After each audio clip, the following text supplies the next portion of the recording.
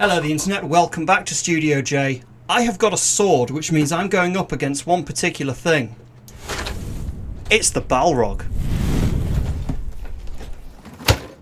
Alright, one Lego Balrog Book Nook. You shall not pass, Gandalf the Grey. I'm also doing it as a challenge to the internet. Can I build it quicker than it takes for the Balrog to appear in the movie?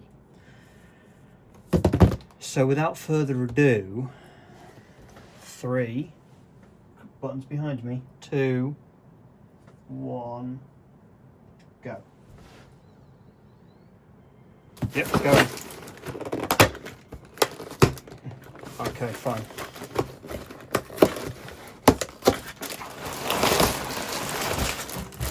Okay, this is an older set because it is plastic. 3, 8, 5, 4. There's bag number 1. There's the wings. 7. There's the whip. Pop that up there. 9, 6. I think. Big old instructions. I'm clever because I did not get the builder app up because that's what I'm building it from. Because I don't have space for the manual. It's an icons set. Are you icons? Yeah, you're icons. There we go. Continued building. The reason I have continued building, I've not built it before, but a friend built it in an afternoon that we were all gathered round their house to build Lego together. They had the Book Nook, so I got it up on the instructions. What am I starting with? I believe, yes.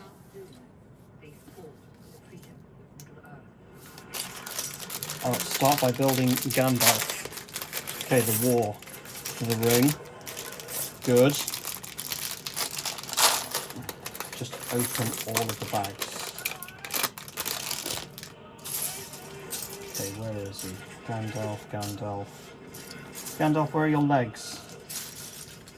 Oh, there they are. They got stuck to a brick. Okay. Gandalf. There we go. Gandalf the Grey. Oh, I forgot his beard. He has a beard. There's his beard. Of course he has a beard. I forgot the minifig had a beard. There we go. There we go, that looks more like Gandalf now. And make Gandalf's staff.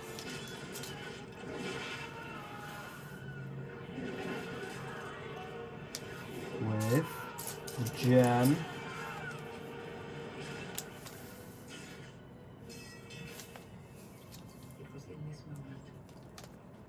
You shall not pass. Okay. Oh, and a sword. Glamdring. Hey, that's this sword. This sword gets broken. Right, I'm going to turn that down just a smidge.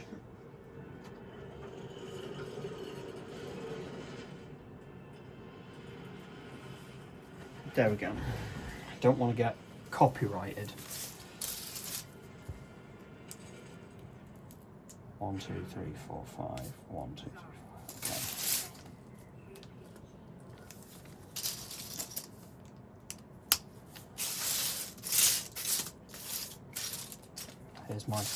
Here's my build space. Actually, having the map on here is quite helpful for keeping everything in one area. I should probably get something that I have as a build space.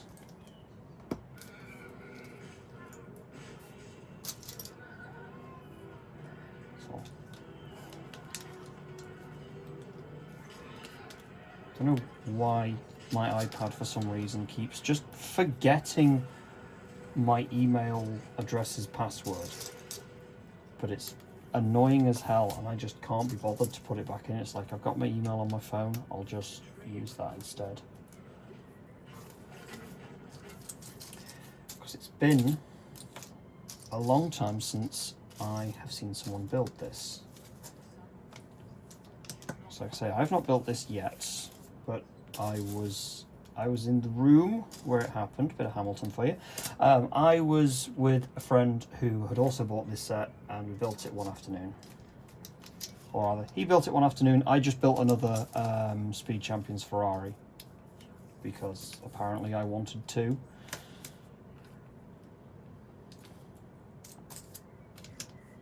And I got to.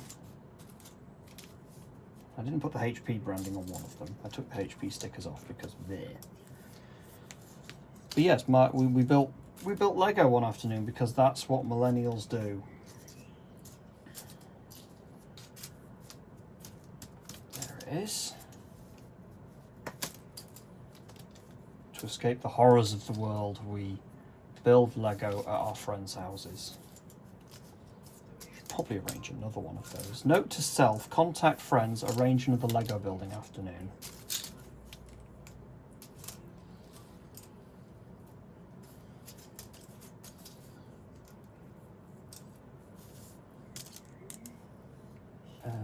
One, two, three, four.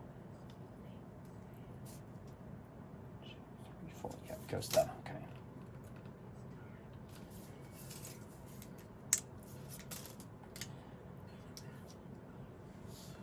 Oh, cool. We're still just talking about the history of the ring. That's fine. I'm okay with that.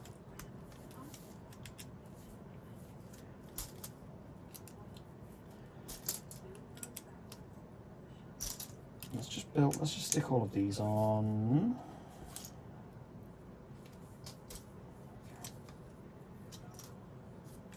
Ah, there was only 3, that's why. I was looking for another one.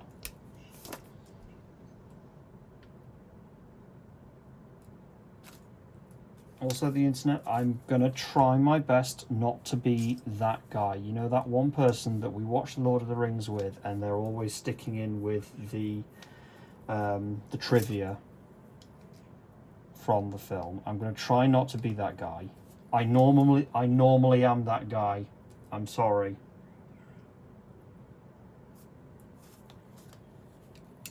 But I will do my best.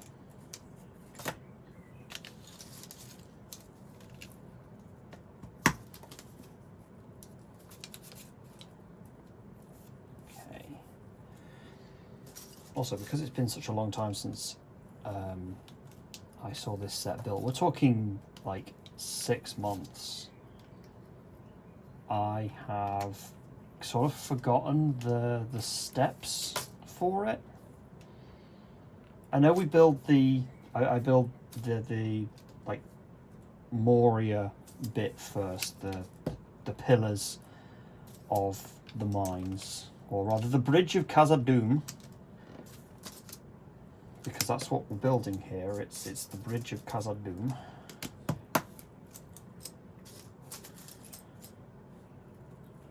And also, yes, I do unfortunately know a unpleasant amount of trivia, not trivia, lore from The Lord of the Rings, because of course I do. Oh, this is the bridge of Khazad-dûm.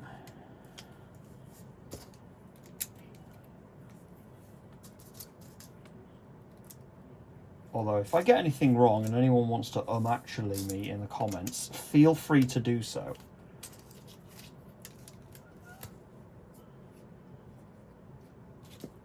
And, yep, there we go.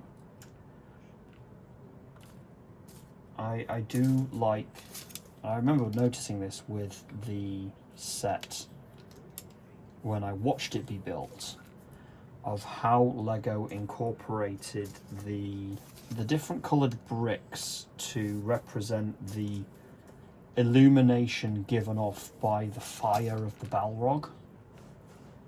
And you'll see it more as the build goes on, how there are different sort of shades of orange, basically, to sort of represent the fall off in light from bright to dark.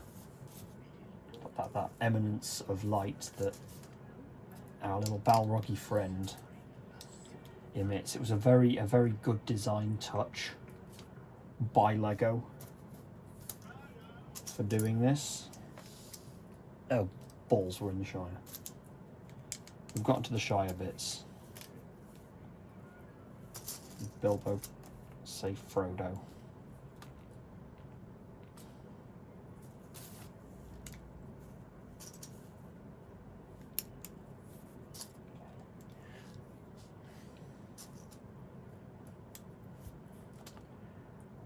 Through the intro. Thankfully the intro was nice and long. It's given me a good, say a good head start near the end of a bag. Can't remember what this, oh, I was just about to say I can't remember what this bit is, but clip, it goes in there. It's the little pedestal that Gandalf stands on, I believe.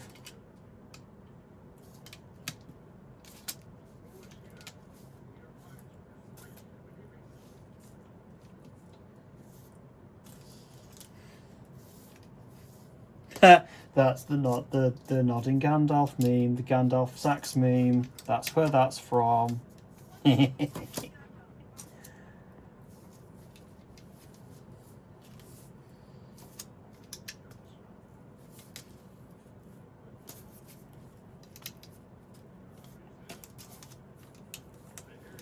go. See, here we go. Here is the prime example of the light fall off. You have the bright going to the dark. The big glowy thing is here, and as you go away from it, it naturally just sort of falls off. Very clever little bit of design work there from Lego, so well done.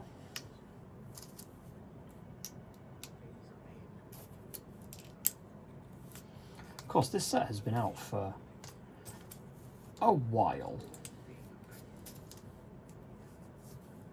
probably well over a year at this point. I picked it up 6 months ago. I bought it in December. I bought it in December on a whim at a seaside toy store when I was on holiday, on the annual traditional family holiday jaunt for Christmas, and I was little seaside town, you know, quiet north coast British seaside town, so concrete brutalism everywhere and quaint little seaside shops. And I was browsing around one of the shops that I knew sold Lego. I was just going in for a look, as you do. I'm just going to look, and well, I came out with a Balrog. Admittedly, the only reason I bought it was because the shop had it for about 80 quid. It had it for much less than the actual Lego retail value of this particular set. So I'm not really, I wasn't really going to turn that down.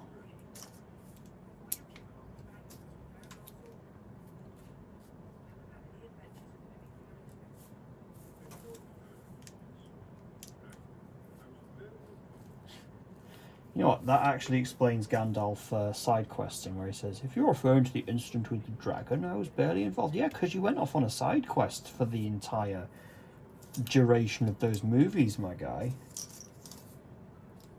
Gandalf was actually very minimally involved with Smaug, with the incident involving Smaug.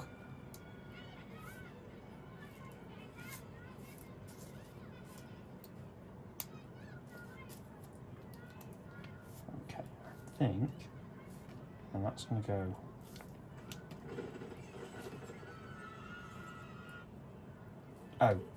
balls. I knew something was a bit off.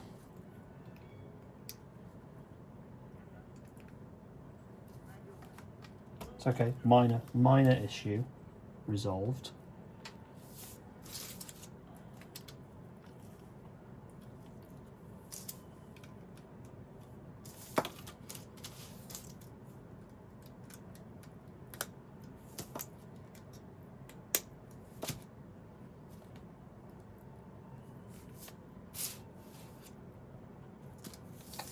There's supposed to be two little...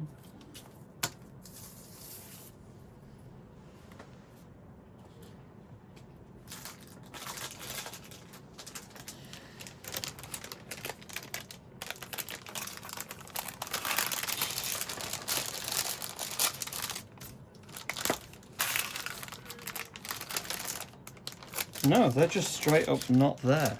You can see the internet, these bags are empty. That's all I have left. Spares pile can go there this time. Brick puller.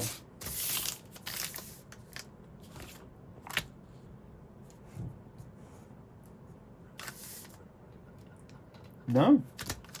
Alright, I'm just missing the bits that go here and here. Huh. Well, that's a great way to start this build. Thankfully, it doesn't stop the build, so I can carry on. Am I onto a new bag? Yes. Let's just cycle.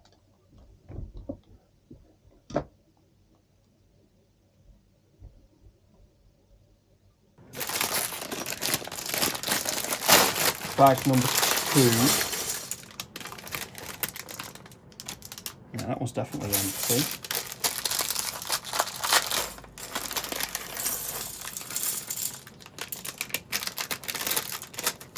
This one's also empty. Let's pop them there. This is also a rather large construction. Building 2. When it's all put together, you know, it's designed to go on a bookshelf between books. Presumably between your Lord of the Rings books. Which, obviously, it will not surprise you. The internet to learn I have a number of those.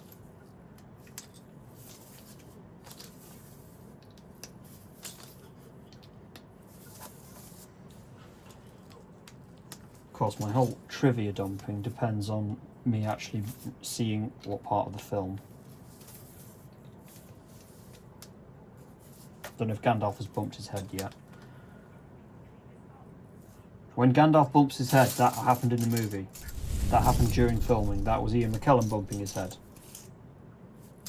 So I'm told. Done that, okay.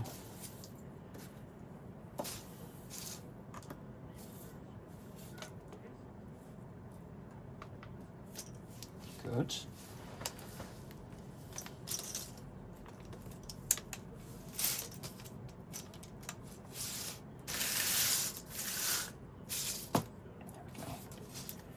Build it properly, you fool.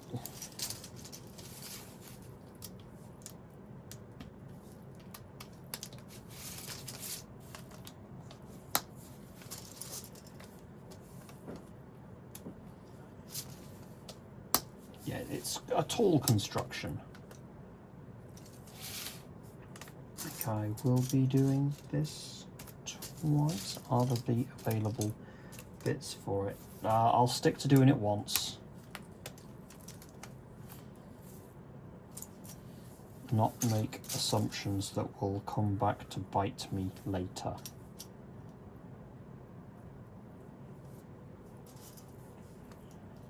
So now at some point this does get into a slightly asymmetrical design with the Balrog and the mechanism.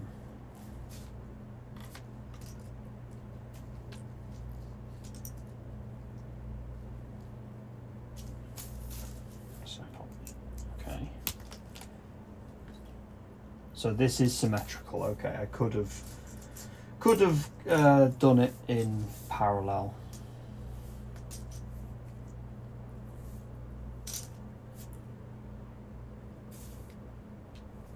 Oh well.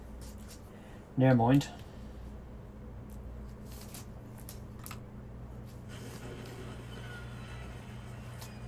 Fireworks.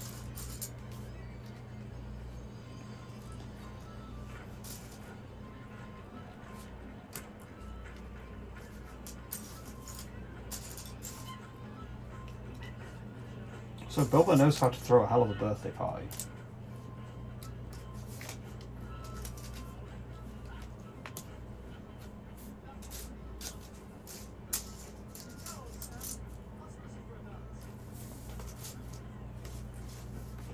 they're all so innocent before they've seen the horrors of war.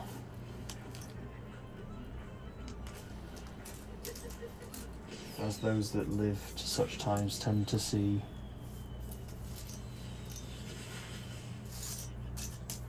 Build 2 of these.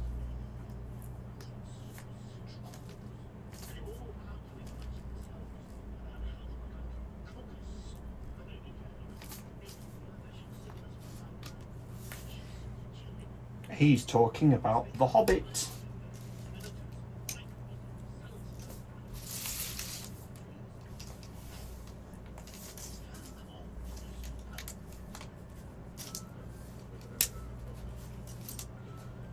Events that we saw in the film.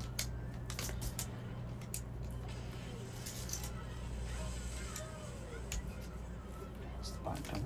Hopefully I can have some spares to go on here, because I think these are a little bit structurally relevant.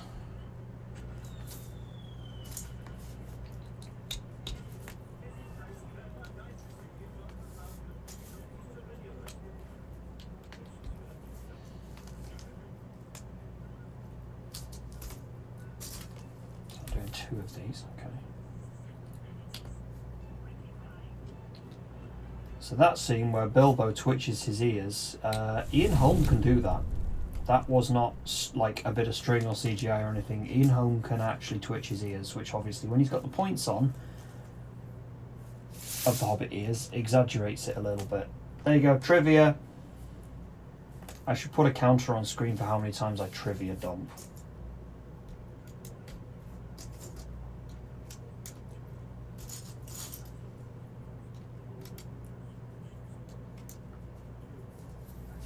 And it goes on the side. It's building out of shot now because it's got so tall. I apologise for everything you've just seen take place off screen.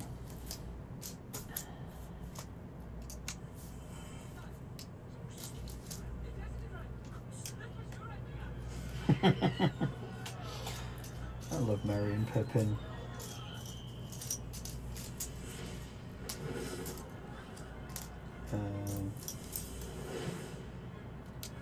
There is a dragon.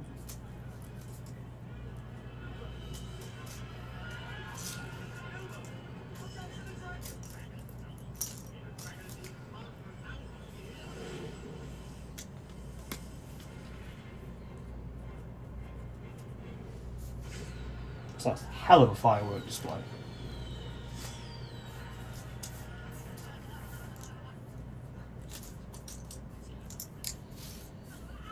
Also, all of those explosions at the end, they took place like over the horizon. So I imagine Farmer Maggot was just idly enjoying his evening, and then a nuke went off above his head. No wonder he hates the hobbits. Just casually detonate weapons-grade fireworks above his farm whenever one of them has an important birthday.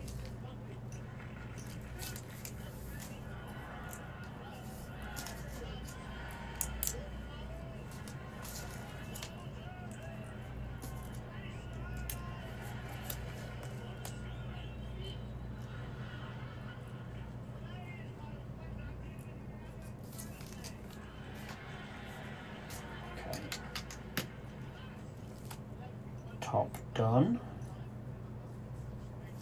So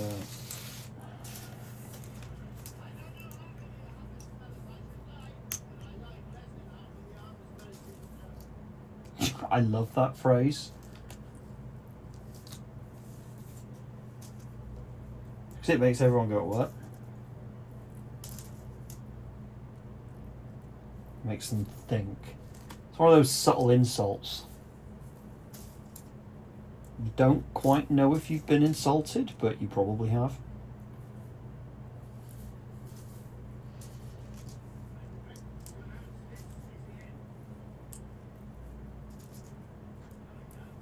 Okay, where does this go? Ah! It goes. Yeah. And then it's the other side. Okay. Cool.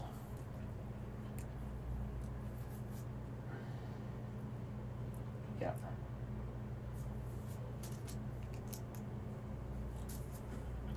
I have no doubt that the physical instruction manual probably has trivia in it, because they always like to put little bits and bobs and goodies in the instruction books, make them a bit more entertaining.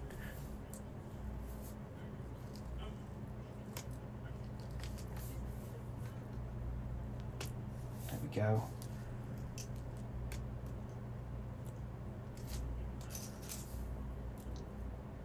Okay, so now I need a 3 by 1 and a 1 by 2 and a corner piece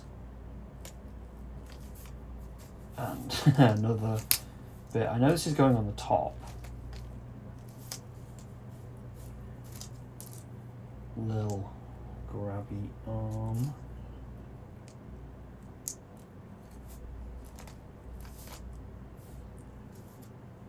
Wow, more. There's a lot more involved than I remember.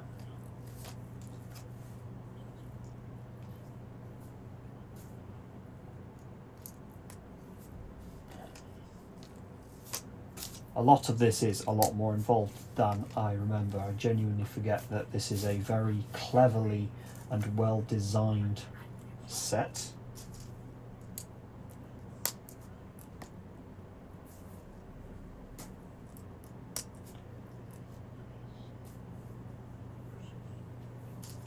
I know roughly how long I've got, because as I'm doing this properly on the internet, the film that's playing behind me is the extended version.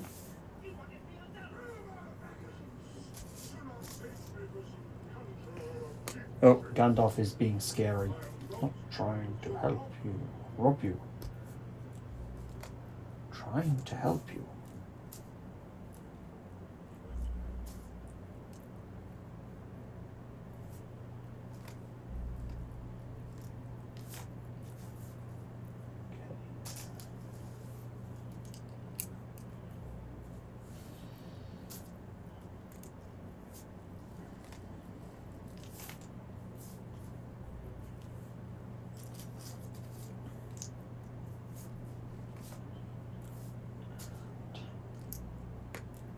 Go.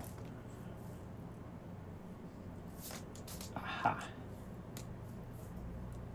Yes, I know where this is going. This is on top.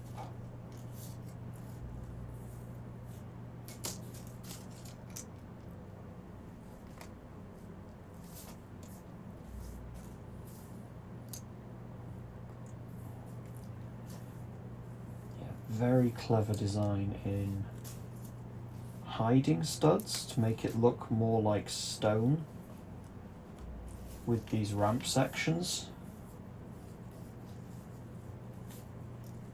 Obviously some studs have to be visible because, you know, it is Lego after all, so you have to show the fact that it's Lego by having some studs be visible, but if you can hide the vast majority of them, it adds to the set. Like, it adds to the, I think, the quality, or the perceived quality.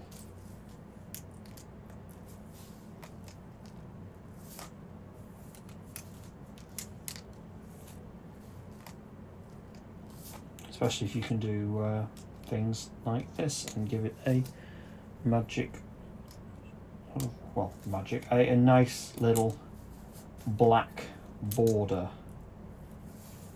Shows it is premium.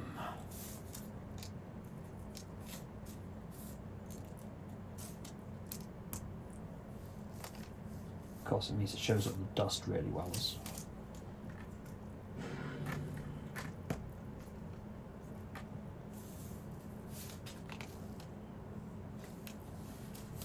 Yep, so these go there. Okay, so I Ooh, hang on. Let me see. I might have some spares that I can use to fix the bottom. And we're on to another bag. Okay, I don't like these instructions because I don't think I actually needed spares. I think these are the bits that I actually needed. It just isn't telling me when to go to a new bag. Spares. Let's cycle out the camera. Bag 3, I'm going to have a quick break, well, quick drink.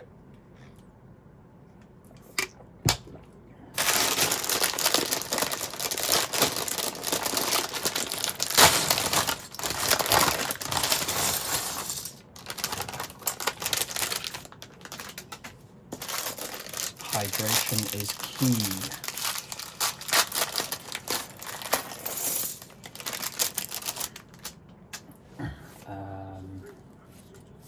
I'll pop that there. Slight rearranging so I can get to instructions. Okay.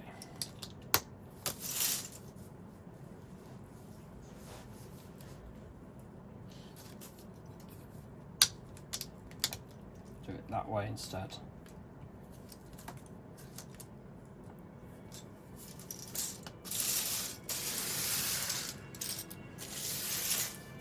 Yep.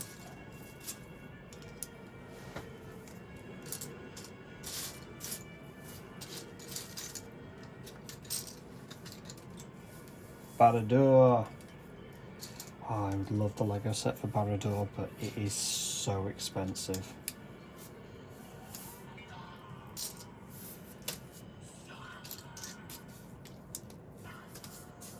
Shire Baggins.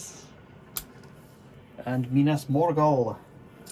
So you don't realise these things until you've watched all 3 films, that the ring wraiths were setting out from Minas Morgul, because you don't see Minas Morgul properly with identification until Return of the King.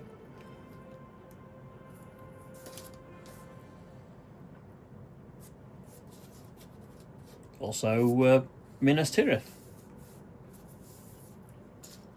Because they filmed all 3 back to back, which was a brilliant decision by Peter Jackson.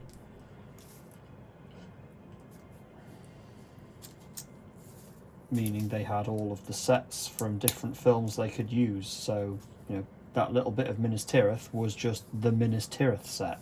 They were just filming a bit for the first film.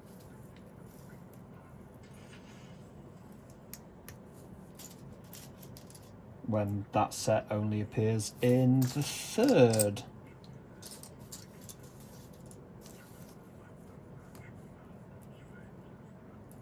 Because traditionally, yeah, Gandalf would have gone off to Minas Tirith.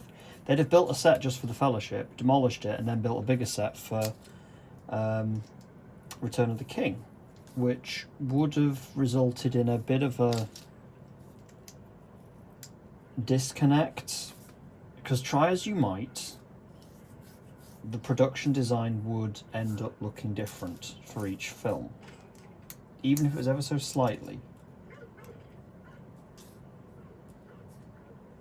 Whereas this, obviously, they had got everything built, ready to go, so there wasn't a disconnect, there wasn't any difference in production design.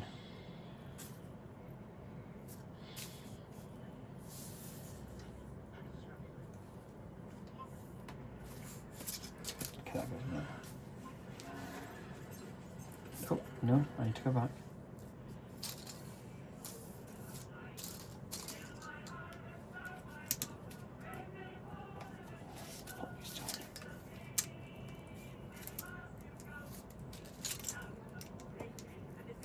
Hobbits.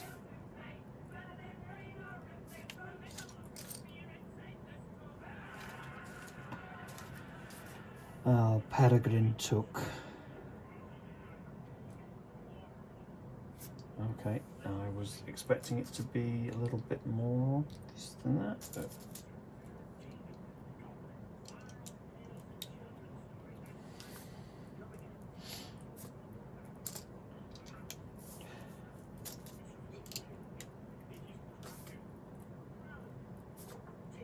Oh, okay. Where am I putting this? Where does this go?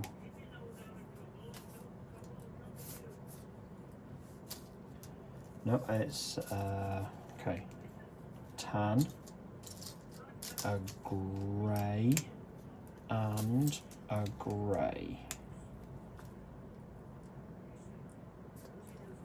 And then it goes on there. Like that. Okay.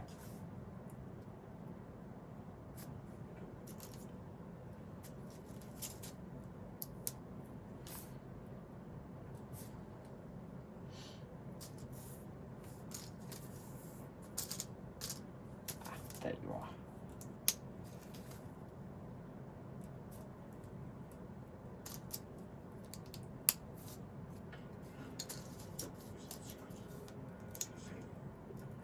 Secret, is it safe? What they also, the film doesn't really get across is that in the books, between Bilbo going off and then Gandalf going off, something like 18 years passes.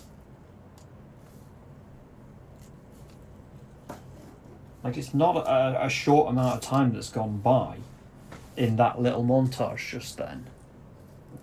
Why the ring was buried away. Like, Frodo hadn't just squirreled it away and then Gandalf comes back a couple of weeks later.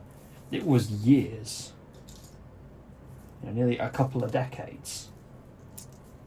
I'm assuming that's going on there. I mean, that's going here. Yes.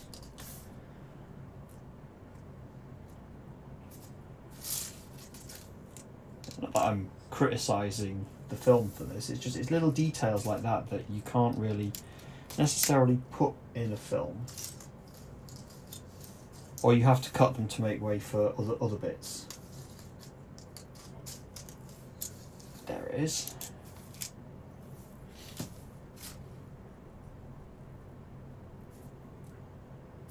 Okay.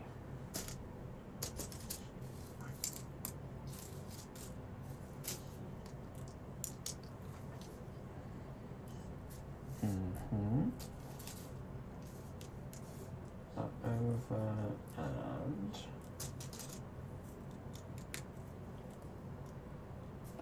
okay, no, a little bit. Where's this going?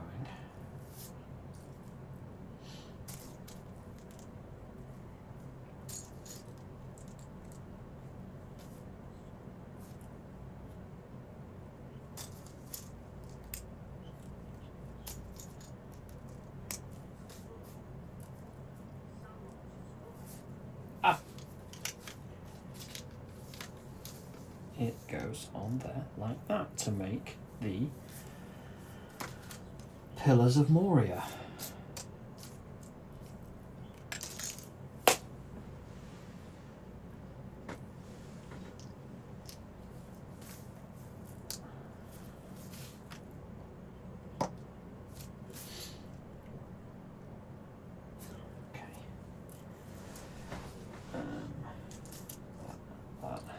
Say I am very much enjoying this build. It's quite a fun one. I think because it's less technic, it's less poking axles through bits and more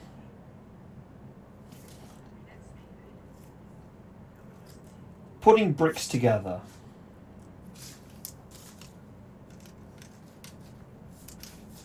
Like a traditional Lego set would. Let me just... Oh, so there's... I kind of got a little bit ahead of myself, although I suspect I know what's going to go there, but we'll do what the instructions say. I'll be a good little builder.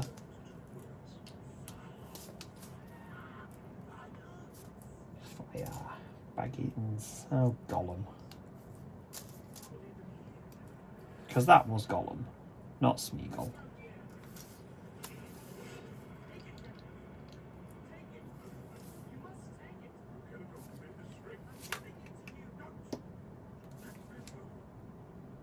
Yeah, don't tempt him.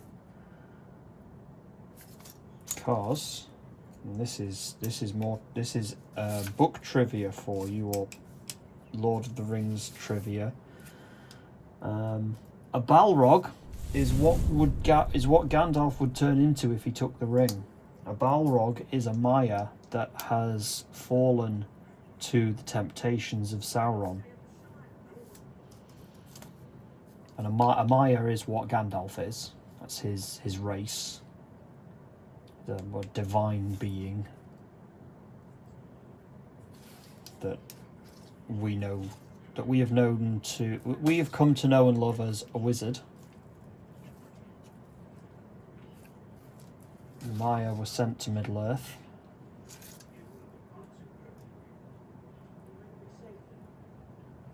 Yep, that's correct. But yeah, should a Maya fall for the temptations of, well, the dark side, basically, Gandalf would have become a Balrog.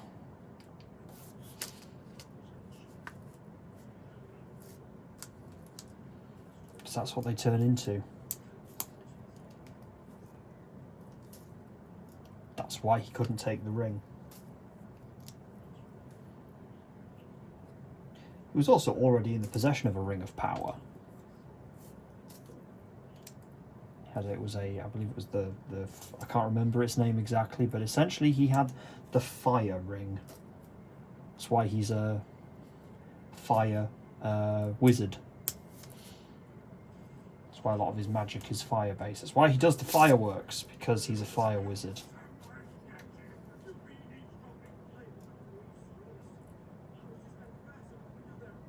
Okay, that goes here.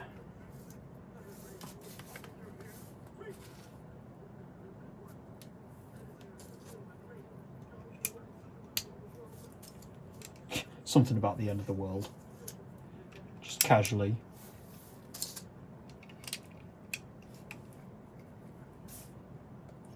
Okay. I'll leave this like this. I'm going to move these around here now, because what I'm building is going on here. And it is the hole that the Balrog's wings go in, so that when you extend the Book Nook, the Balrog's wings extend out as well.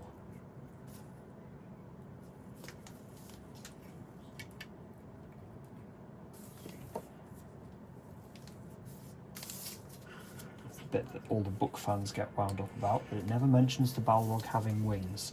I don't care. I think it looks good. I think it looks menacing. It makes the Balrog a more interesting creature design. Makes it a more imminent threat. It's this big fire demon.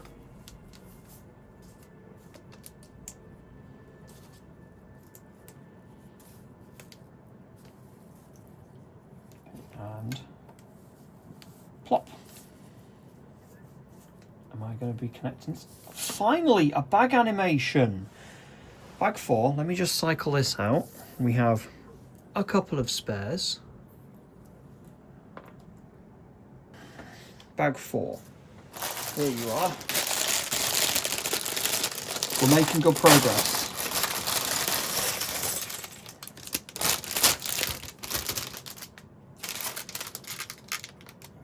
Pop that bag.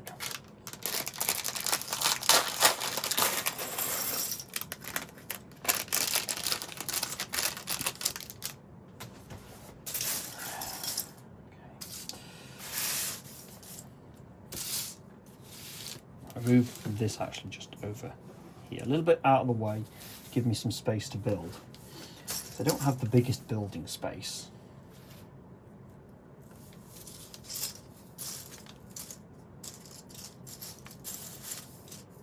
What am I looking for? I'm looking for one of these. And one of these. I saw it. There it is. Little Tetris piece.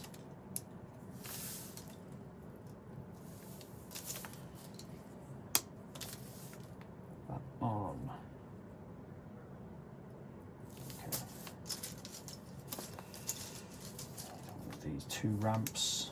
Where are the ramps? Here's 1 ramp. Here's another ramp. And the little guy that goes in between. There you are. Goes in there like that. Great.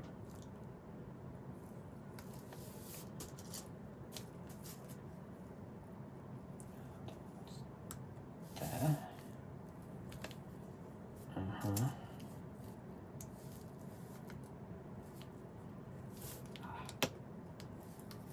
Right.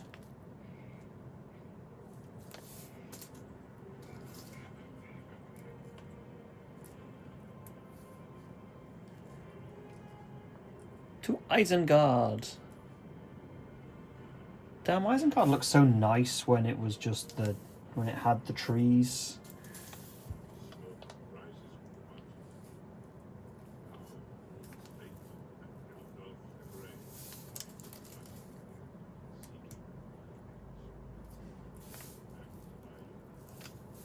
And Christopher Lee, the great Christopher Lee, the perfect casting for Saruman. He auditioned for Gandalf. Okay, it's trivia time. He auditioned for Gandalf, but he got Saruman. Which I think ultimately that was the right casting decision. Also, Christopher Lee was such a Tolkien nerd because he would reportedly read The Lord of the Rings once a year.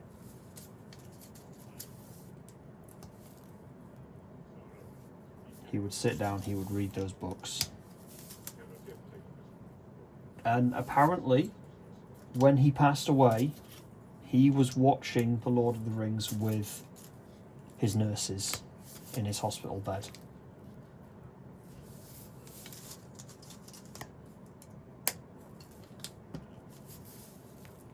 Which I think that's really sweet.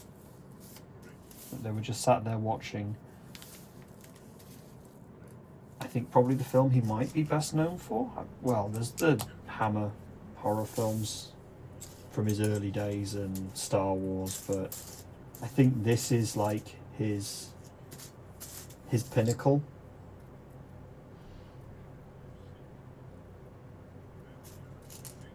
Oh no, where is it? There it is. I think it's certainly the project that he was most excited for because it was The Lord of the Rings. It was the books he read.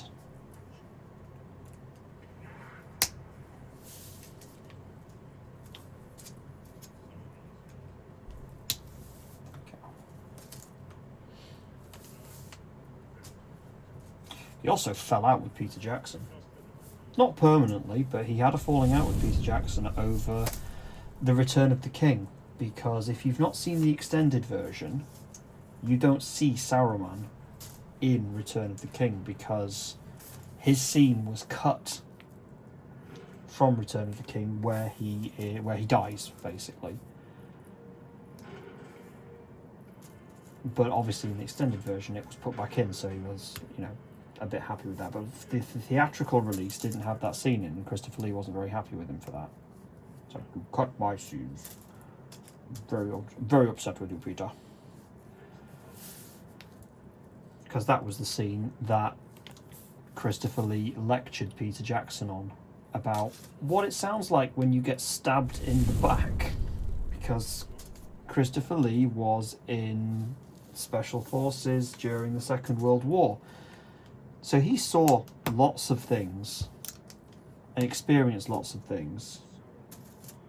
I think Peter Jackson described it as when he told Christopher Lee how he should act when Wormtongue stabs him in the back. Christopher Lee went, no, Peter, this is not what it sounds like when you get stabbed in the back. It sounds like this. And then he went on to describe some very clandestine parts of World War II. So, yeah, Christopher Lee is probably an all-time badass as an actor, as a person, and genuinely all-round kind of neat human being.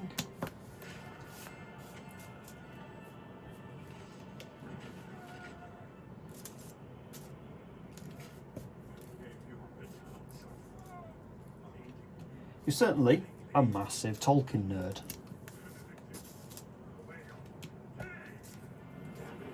So when you think of him as this big, upstanding, sensible, grown-up actor, it's like, nah, he's a massive Tolkien nerd.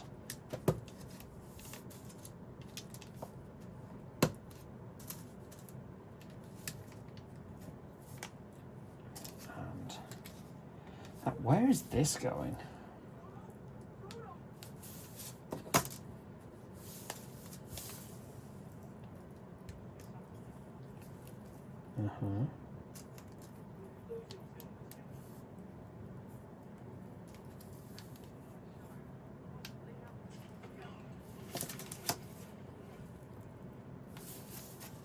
Oh yeah, of course.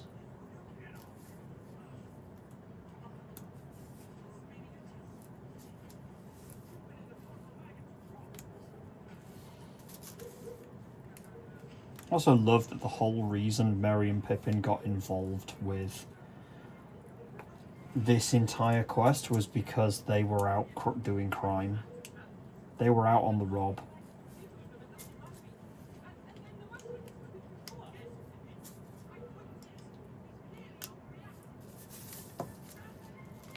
They're out just doing crime and end up getting involved with the war for the One Ring. Is that going on here?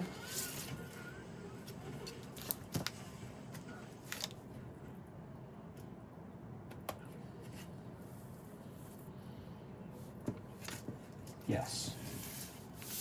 Okay, there's going to be some bits to hold this lot together. Yep. Like that. That. And that. Covering up the studs. Right, more. This time for the fire.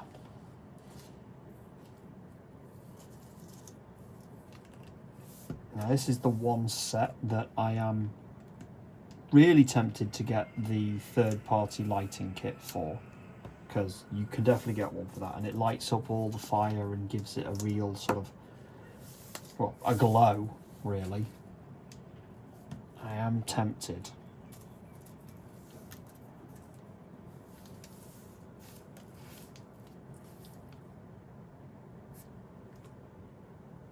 Okay. That's this going on here, this going on there, like that, and that like that. Okay. I'm having to look underneath the columns because the way this thing is big. Tall.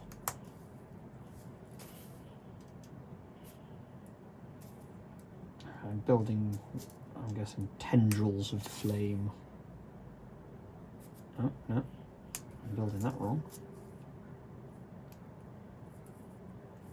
That goes down there, that goes down here. Let's pop this over here for now, so I can actually see the instructions and what I'm doing. Ah, yeah, it's a wisp of flame.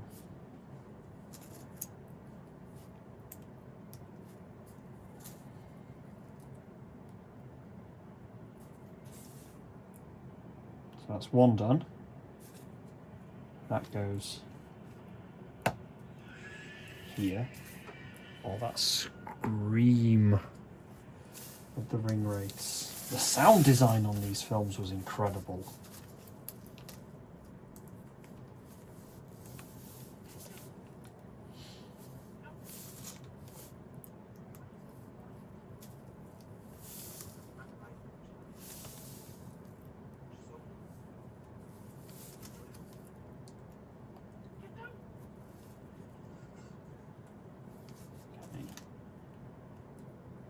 We're on the run to Buckleberry Ferry now, I think.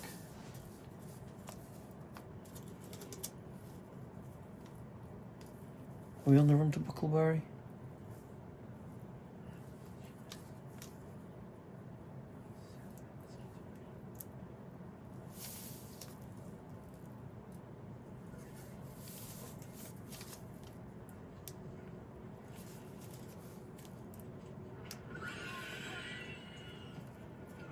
Yeah. Okay, and then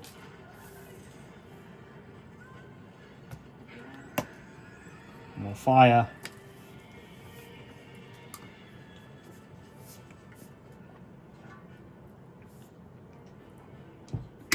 Oh, my drink was leaking. Oh no. I don't want Pocari Sweat on the Lego because yeah, I'm back on the Pocari Sweat. It's getting warm in the UK, which means it's you lose your electrolytes more, so it's electrolyte drink time, and that means it's Pocari Sweat time.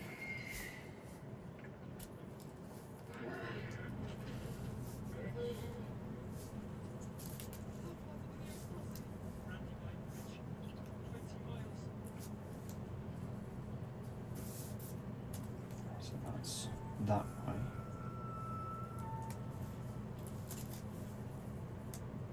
God, these movies were perfect, weren't they?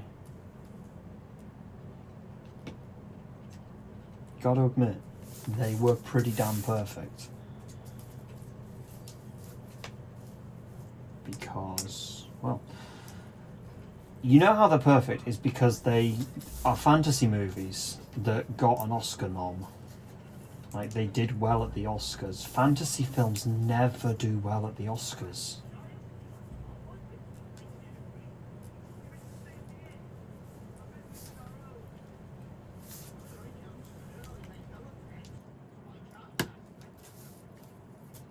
Okay, and 2 spares. Ah! That was maybe a questionable place to put that when I needed to get to the spares pile. Pop you over. Oh, okay, I'm actually connecting it now. Never mind. Snap. Snap. It folds in like that. That's pretty cool.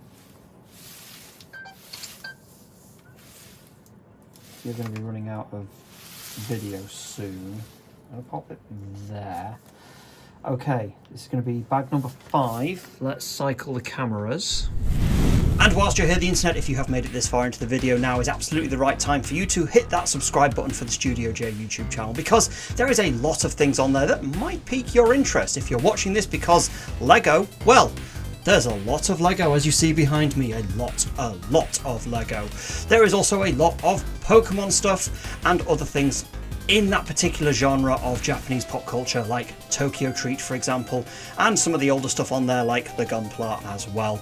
Do check it out, like the video, comment, subscribe, do all the interactable things that one does when they like a video.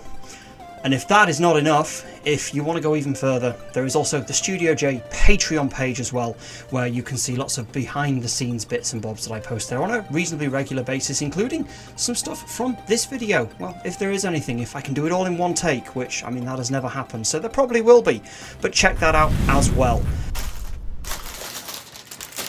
I've built the other side now.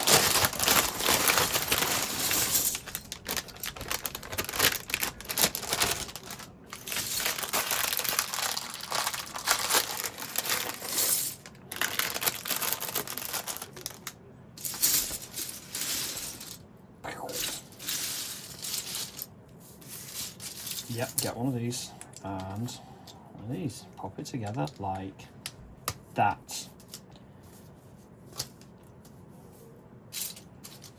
Okay.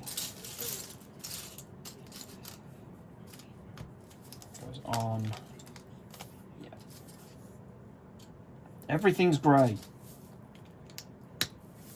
which means it's annoying to find.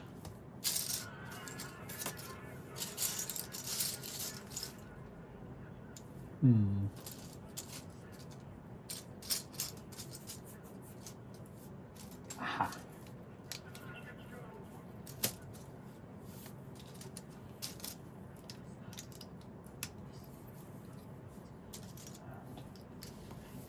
Okay, we are at the Prancing Pony.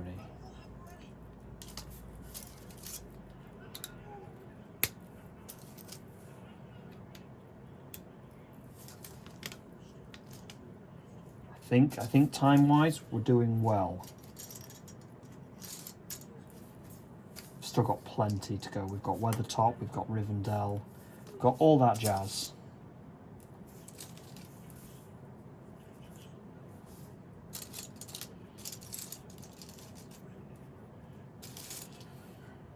What I'd like to do is be finishing this set as the Balrog appears.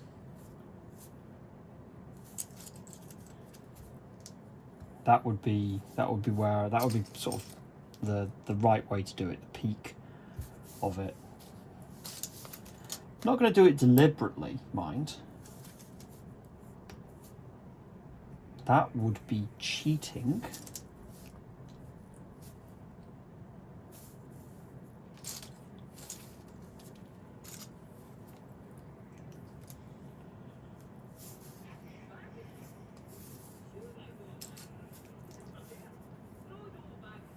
Oh,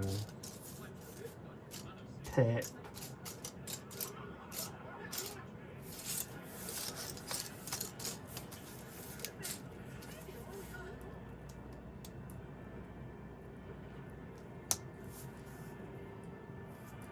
And oh.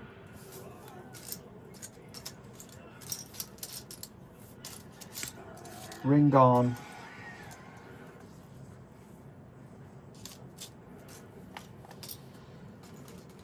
Not knowing what the ring did, my first encounter with this particular universe was The Hobbit. One of the first books I read. It was one of the first books that I was sort of made to read, if that makes sense, as like my learning to read more complex things. And I read it with my dad. And that is a memory that I will always cherish of he introduced me to this world, this universe, via the medium of The Hobbit. And obviously the ring is in The Hobbit, so it's in The Hobbit, it's not necessarily the one ring. It's not introduced as the Ring of Power. It's just this magic gold ring that makes you go invisible. So of course as a kid I was like, oh, I love the magic ring that makes you go invisible. And now you realise, oh no, wait, it's the one ring, it's the Ring of Power. No, I don't want that. I'm okay, thank you. That invisibility is not worth it, because A, Sauron can see you, and B, it will corrupt the hell out of you. So I'm good. Yeah, I don't necessarily think I need it. I'm alright.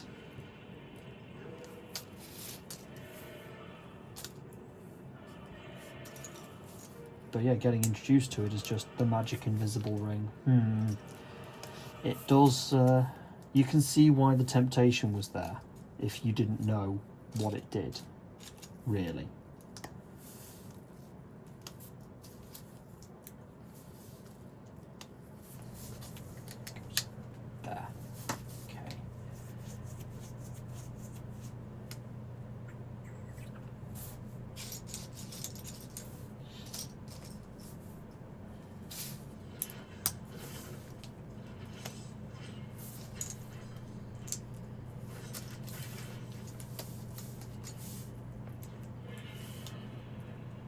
You see, old Strider, he pulled the old switcheroo on you.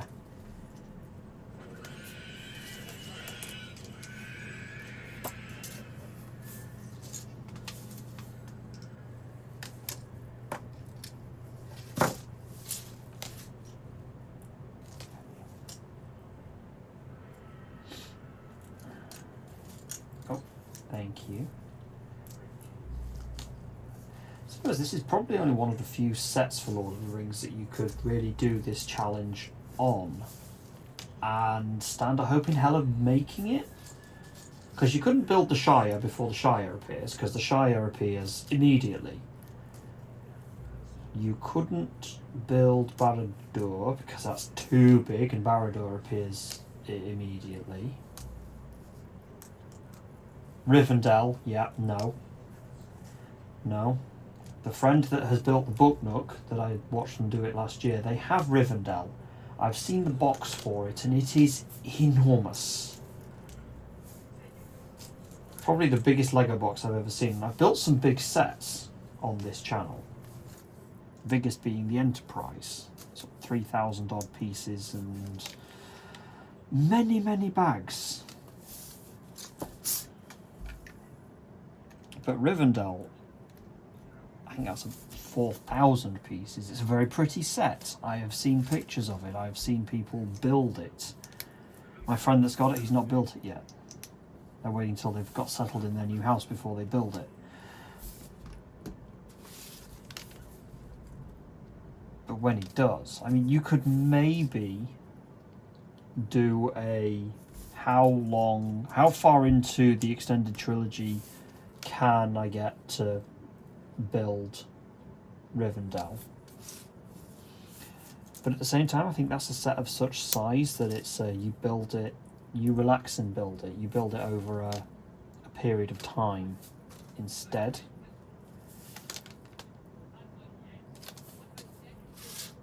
You build it over many build sessions is what I'm saying. This is small enough you can sort of do it in one, and after building the Enterprise in one day, took me over 8 hours to do it. I'll be honest, I regret doing that. Because it kind of robbed the experience of building, because it's like, oh, it's done. I spent a day doing it, it's done. It's not something you can... You should do it over a longer period of time. Any big build, I think. More than... How many pieces is this? 1,201. Okay, anything more than 1,201 pieces, do it over a few days. Do it over a few build sessions.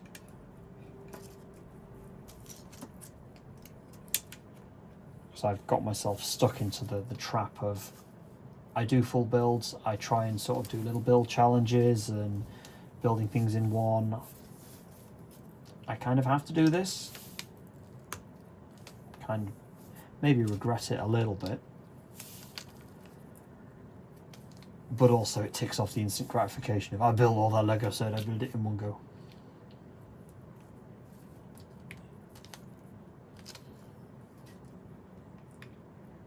What I'm getting at the internet is there is a downside to Lego content creating.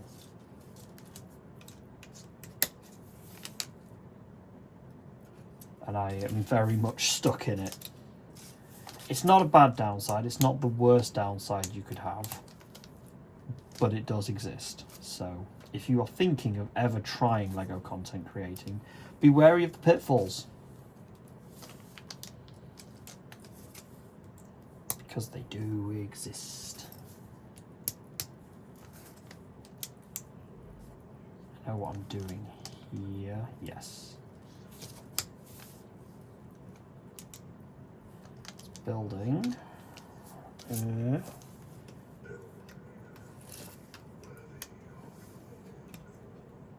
Build me an army worthy of Mordor. Mordor. Okay. Alright, boss.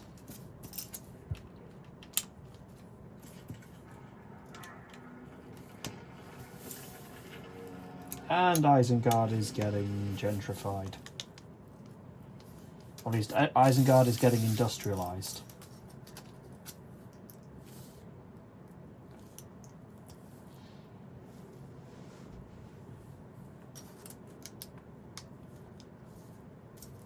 With factories and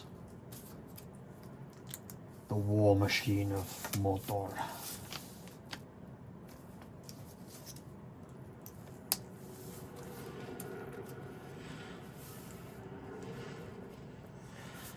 Okay, trivia time. So the scene where you see the tree being cut down, and you see multiple trees being cut down, the trees all look very similar. The reason was because it was one tree, one prop tree that they built, and they filmed it from multiple angles so that they could have many shots of many trees being pulled down, when in actual fact it was only one prop tree that actually got felled. So it wasn't even a real tree.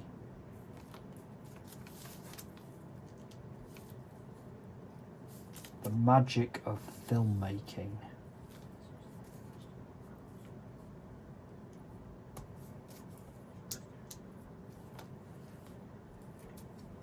Is what you're seeing there, folks. Bag done! Bag 6. Yeah, this is bag 6.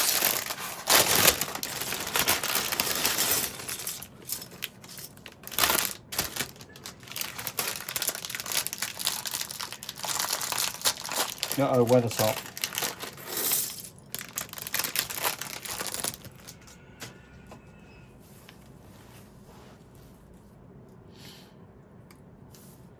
Okay, I'll pop that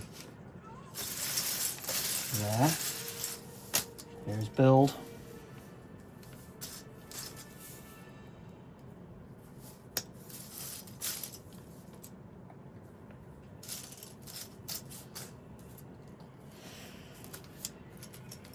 Also, one thing these films do perfectly that modern films, I hate modern cinema for this, is these films depict night in such a way that you can then also still see everything. Like, it's dark, it is nighttime. You can obviously tell it's nighttime, but there is still enough light on set and in the world that you can see what's going on. I don't know where modern cinema has gotten the idea from that when they're filming a scene at night, you can't see anything and everything must be so black that you have to basically squint. It's an abhorrent practice and I wish it would go the hell away.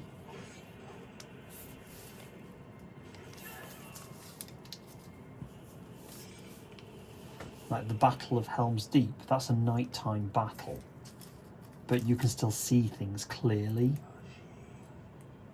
Like there is that little bit of, I guess, suspension of belief. You know it's nighttime, but you also need to be able to see what's going on because cinema is a visual media. Why we are now in the era of, I want to make something at night, therefore I'm not going to use any lighting at all and just... Like the Battle of Winterfell from Game of Thrones. Prime example of that was supposed to be Game of Thrones' Helm's Deep. It was supposed to be the grandest cinematic battle ever put to television. And you couldn't see shit. Because it was so dark. I just don't know why. I don't care if it's for realism or anything like that. I want to be able to see what's going on. I am fully capable of believing that it's nighttime if you make things a little bit darker. Like if the sky is dark and the scene is overall dark, but there's still detail, there's still light, I'm fully capable of believing that, oh yeah, it's nighttime. But no, apparently we have to deal with black TV, black cinema.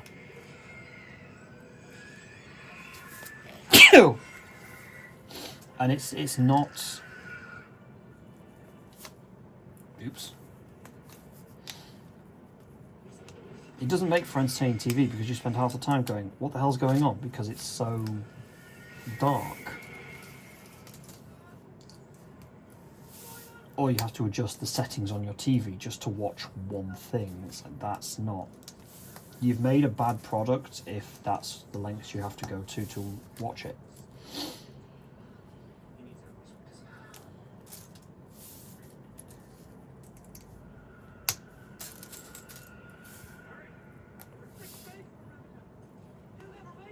Uh-oh. We're getting closer to Rivendell.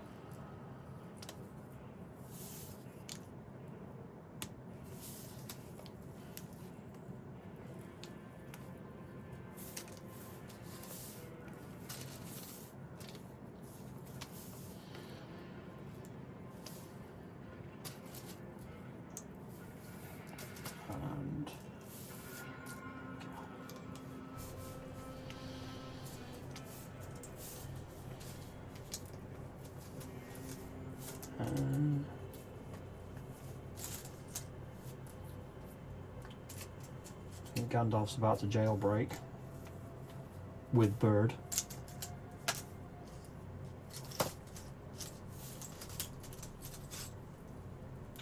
And there is Ramp. 3 bags to go. I think this is going to be the last bag of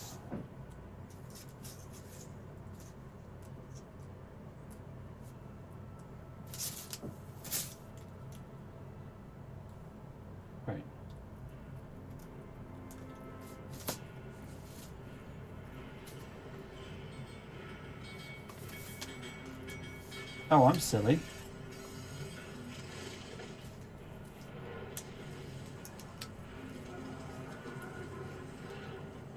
But it's okay, it's fixable.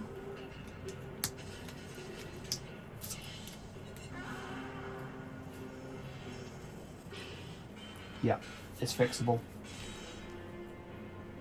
I made a bit of an oopsie daisy.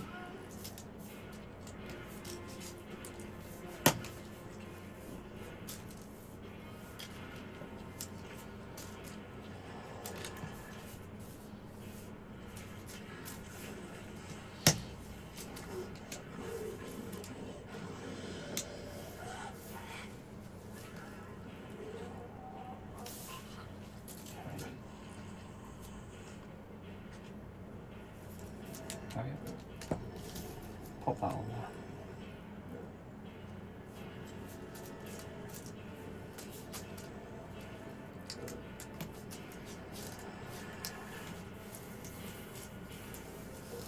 Oh, hello, Lawrence. It's trivia time. You know it's trivia time. I'm definitely going to have to put some kind of counter on screen for the amount of trivia that I've been dumping. Hey, note to self, editing me, put a trivia counter up. The reason I say Lawrence is the main actor for the Urukai was a big fella called Lawrence.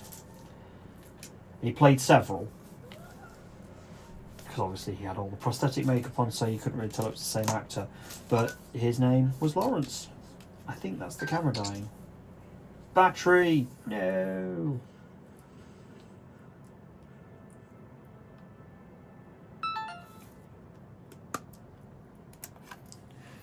Oh, this camera has gotten very warm.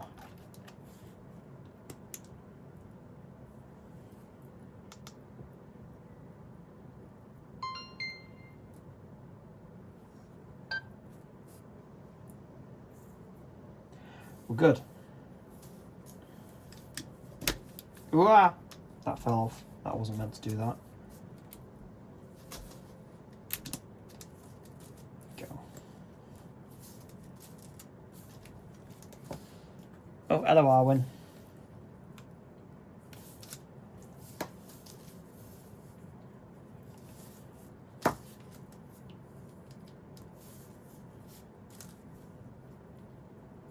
I'm going to be nearly done with the Mori a bit soon, and then you'll be on to making a Balrog. A Balrog of Morgoth.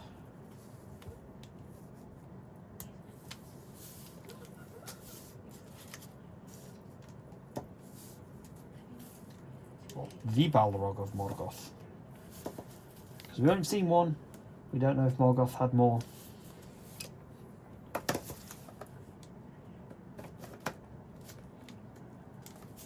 Come on. There we go.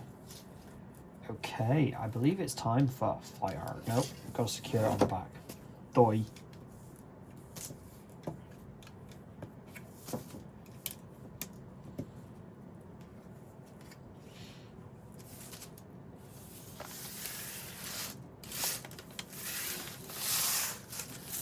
Okay.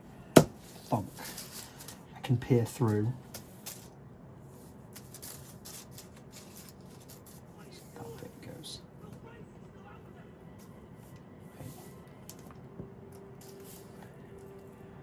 Oh, yeah, Arwen's gone off now.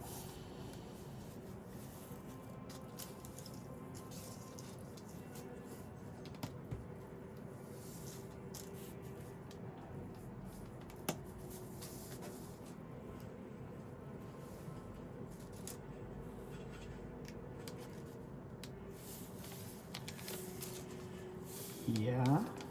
These go on here.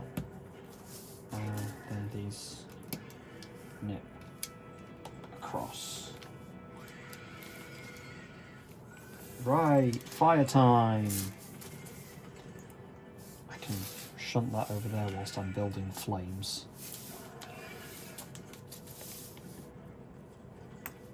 Help if I put it on the right way though.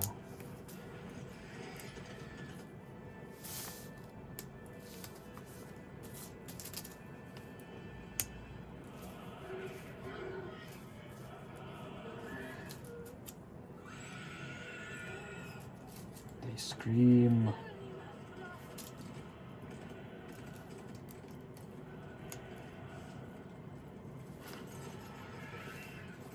Yeah, see, I remember that bit.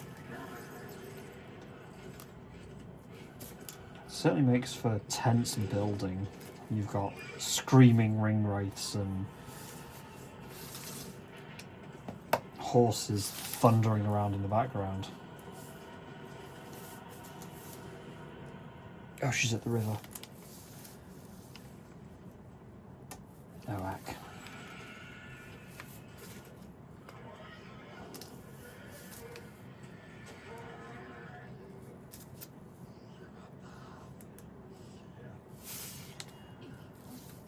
Come and claim him.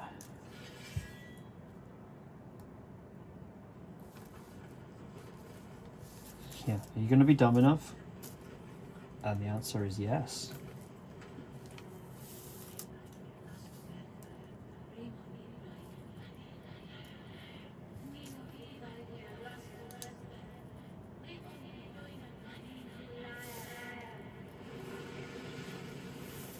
Yep, there you go. Get washed away, losers.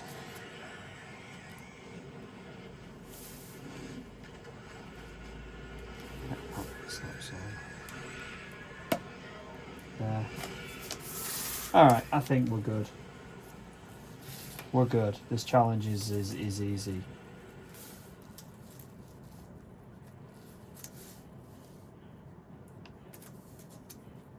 I did think that it was going to be harder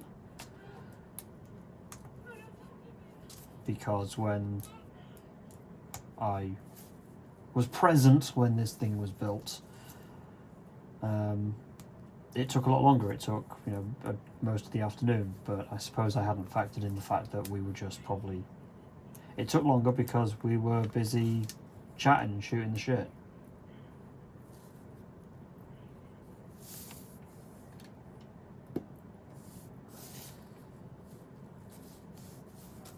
Wasn't sat down and concentrating on do build quick.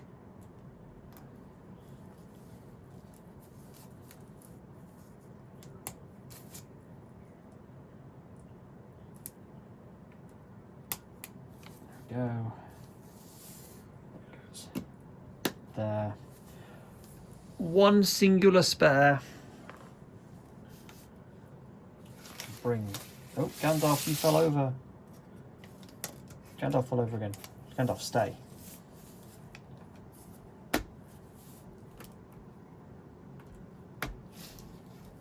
So the Book Nook bit is built. There is this. Congratulations, have built Book Nook. And we've progressed to another bag and it hasn't told me. Gandalf, you're going to have to move. Stand there. Guard the spares. Book Nook can open up and go there. Bag 7. There we go. Where is that? Here it is.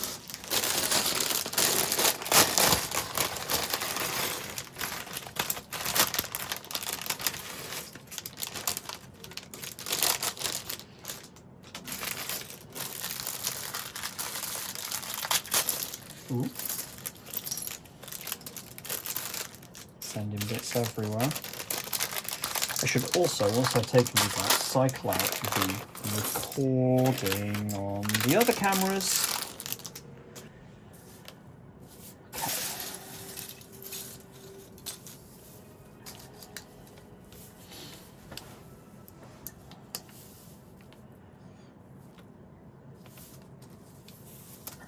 if you're asking the internet, if you've made it this far, why I do a sync clap, or something that I call a sync clap, which is S-Y-N-C, so synchronization clap. Effectively, it's something that something that YouTubers do. We have to do when we're using multiple cameras or camera and microphone. It's to synchronize the audio, but also to synchronize the video if it's multiple cameras. That short, sharp clap is a nice, clear, distinct feature as an audio waveform in whatever editing software you're using, so you can sync up those video timelines. That's why I do it when I pause and sort of cycle out cameras, is so that when I'm in the edit, I can sync them all up nice and easily.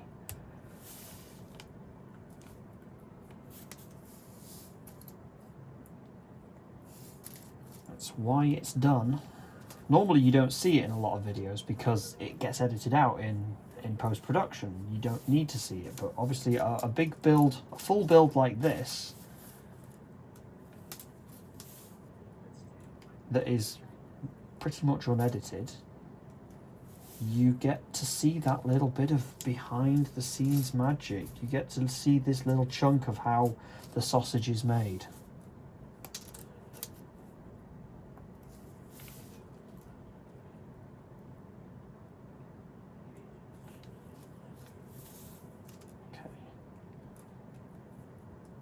Remember this I'm now building the Balrog. This is, I remember the Balrog itself, it's a interesting construction, because you don't, this doesn't look like I'm building a creature right here.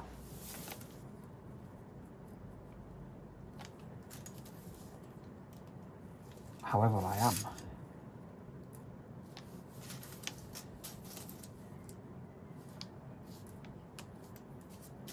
This is good work for the designers of how do we make an organic being that is made of round things, because that's what creatures are. They're made of round surfaces and edges. They're not made of surfaces that are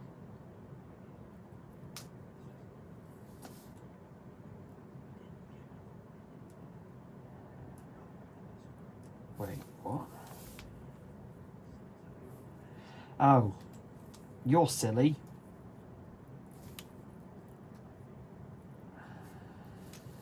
So, hang on. Ugh, that was not how that was meant to go.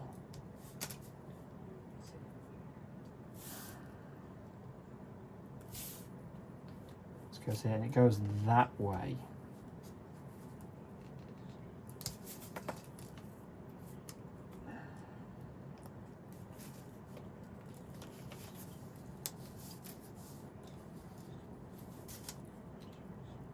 There we go.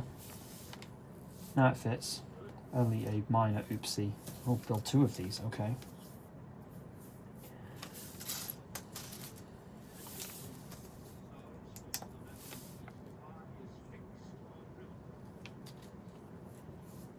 Hello, Elrond, I can hear you.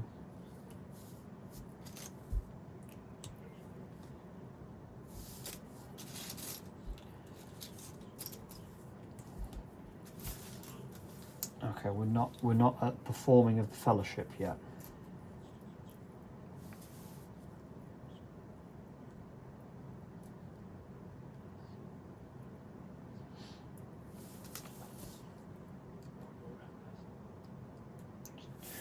Gandalf and Elrond are having a chat.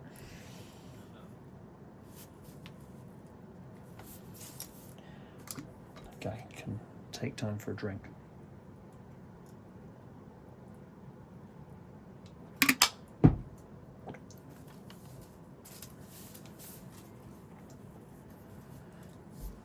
I'm building two of these, aren't I? Yes.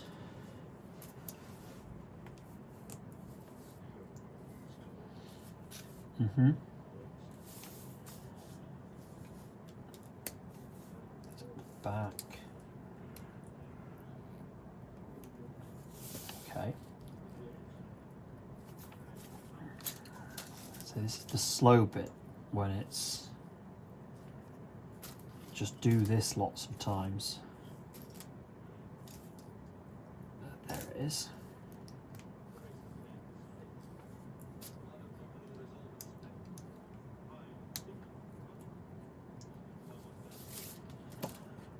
Oh God, now what?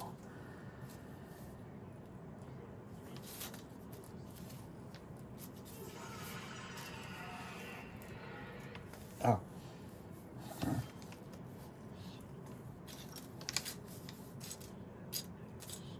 Aha. Yeah.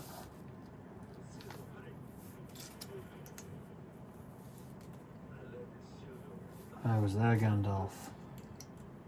3,000 years ago.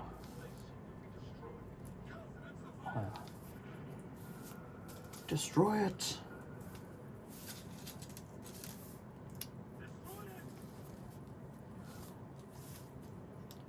No.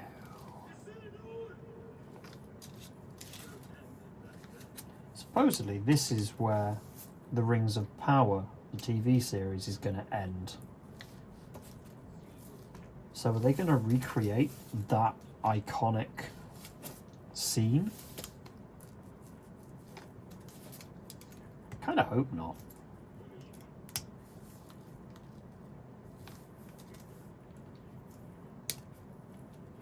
I mean, I guess we will find out if they do. I think they have committed to finishing it. Has old Amazon at the tune for billions of pounds. It's ridiculous they're spending that much on a TV show. No TV show should cost that much per season.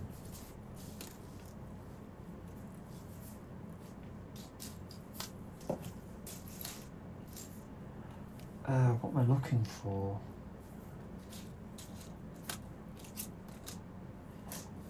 Well, there's these two bits.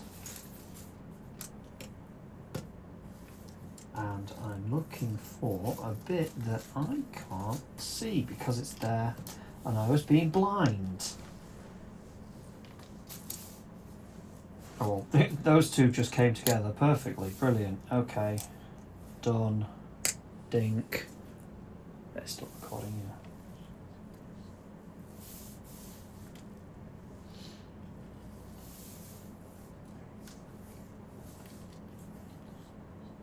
The amount of translucent orange bits that we're putting in here is very nice because it is helping to give that impression of the Balrog, this being that's made of flame.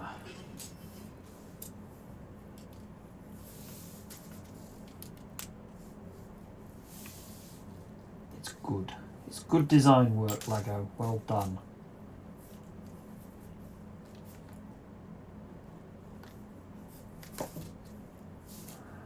Now what am I doing now?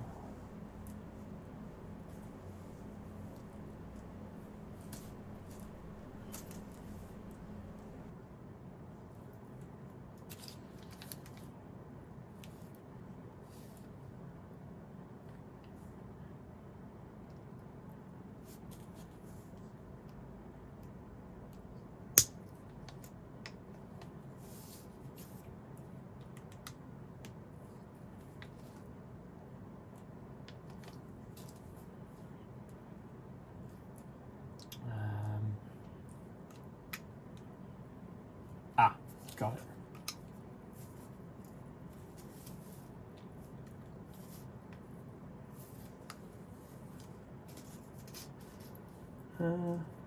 There it is.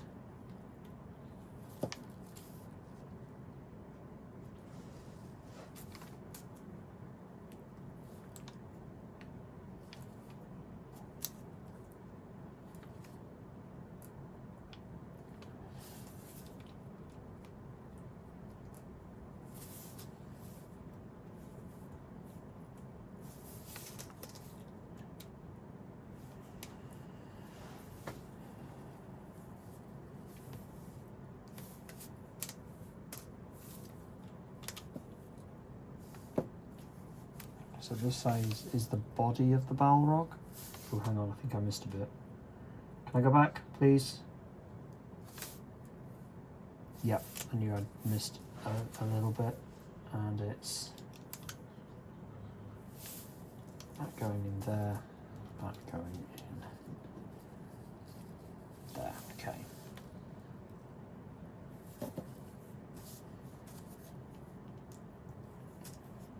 Two and two. Done.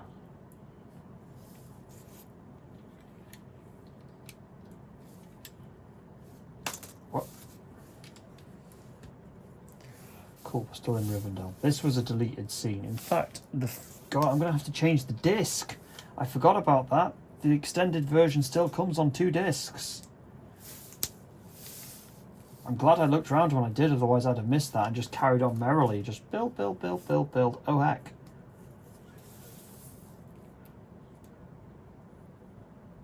Oh, no, it ends at the Fellowship forming. Okay. Can I do it before the end of the bit?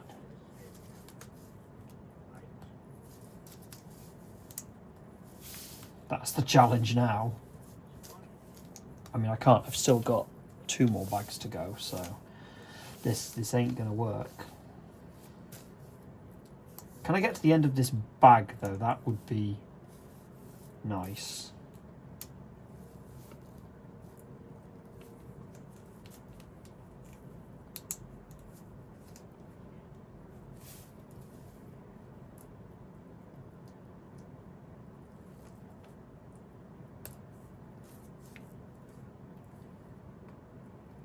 Okay.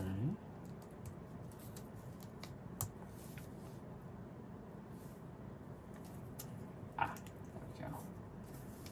What's this bit I'm building? Oh, that's good. Well, it didn't go on with a snap, so I didn't think it had actually stuck on.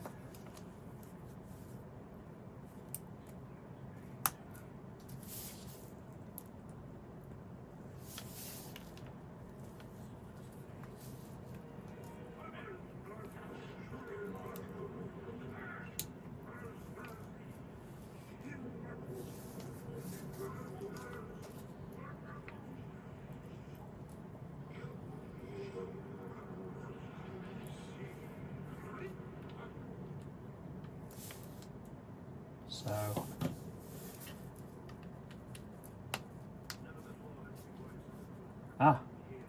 okay. New bag, right.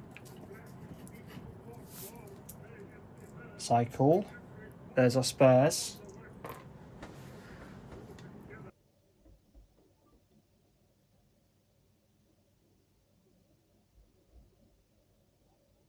Okay, sync clap. Bag 8.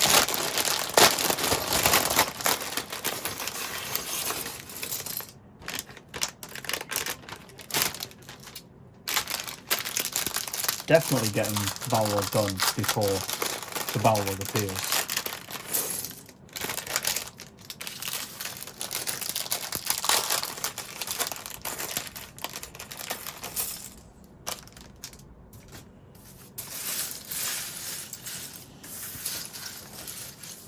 Although again, I noticed this last time when I was building the helmet of Charles Leclerc from the Editions range, that I build a lot of Lego that has a lot of black pieces, which means it looks horrible when I get to the contrasting on the videos when I'm editing them. Yes, good, it's still all in shot.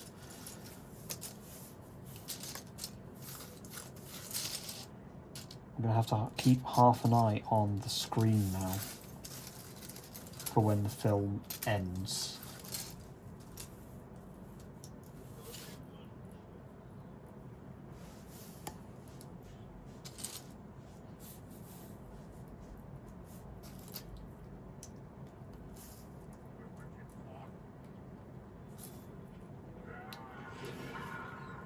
Oh, Gimli.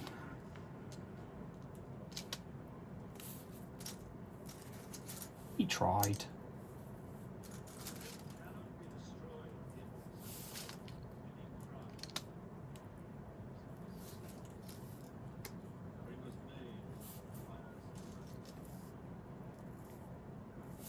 Now, I know that Elrond says you cannot be destroyed by any craft that we possess. Like, have you tried just chucking it in any other old volcano? Like, Mount Doom was not the only volcano present.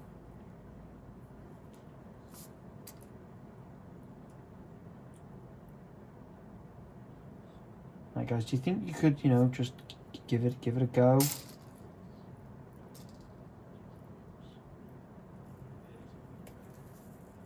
Just to see what would happen.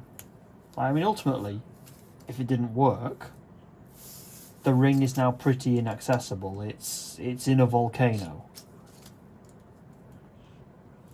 Like, I don't think a lot of folk are going to be wanting to go after it. You know, at the very least, you've semi-permanently isolated the ring forever.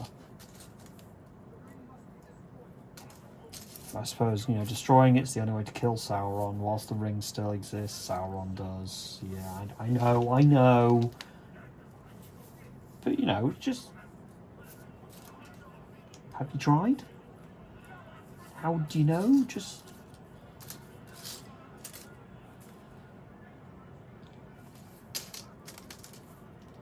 think about it.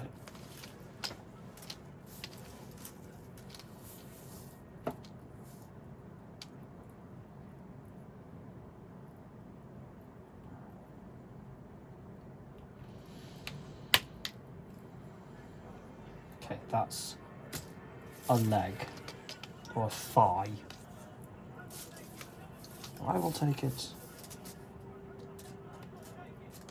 Go on, Frodo.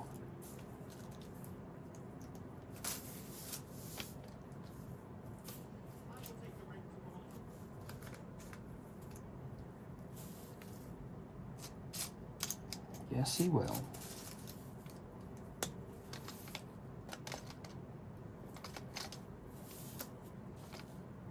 Yeah, okay. So I need that. I need of those and another 1x2 with an axle hole in it. And it's there.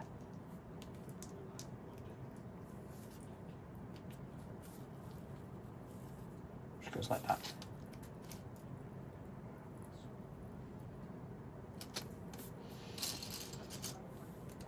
Those and one of these. Okay.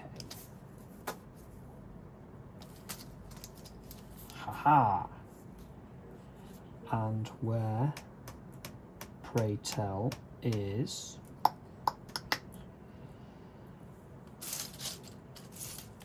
that? Got it.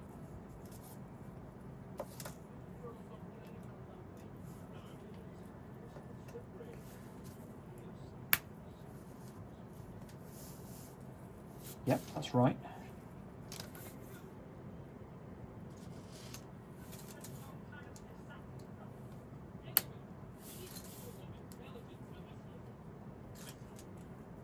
Quest.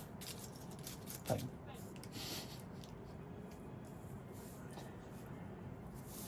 I had the hobbits, Merry and Pippin, the best hobbits of the ring. Where are we going?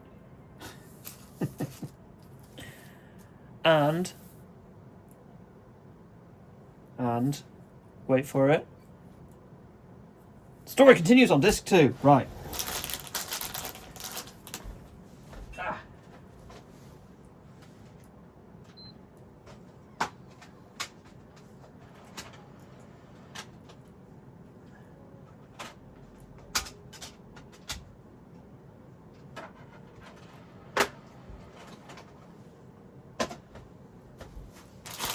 Well, I stepped on a bag. Ow. Thinking about it.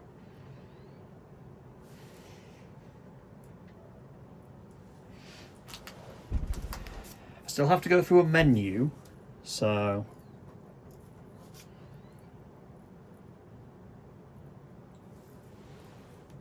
three, two, one, no. Disc is reading.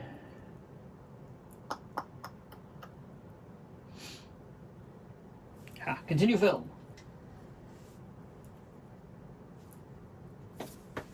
Good. Carrying on.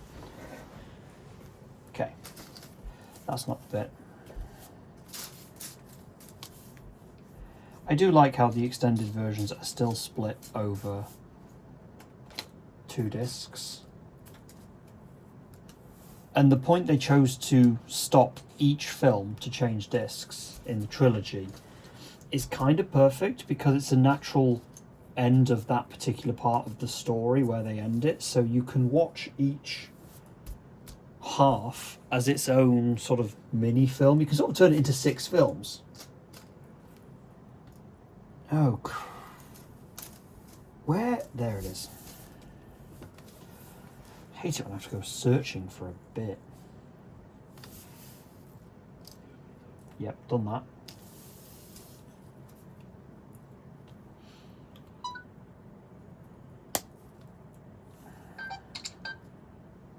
You're swapping over. Okay. Cool. That's fine. Oh, what was that?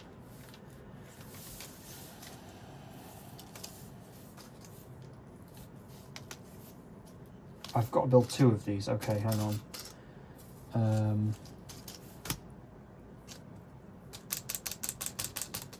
No. It's this. It's brick with a ball on. There it is. Brick with a ball on. Got it.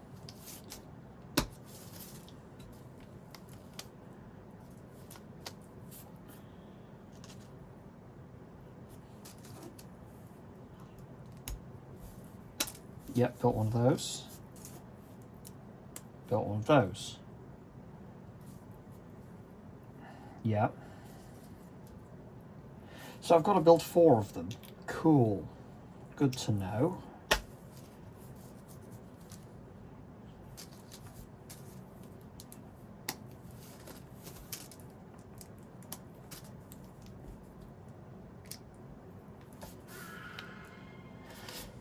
That fucking traumatizing as a child. That scene. Do you want to be terrified as a kid? Yeah, Bilbo going Gollum on the ring.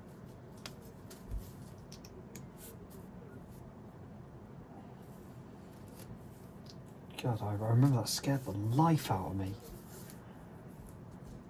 when I was however old when I first watched this film.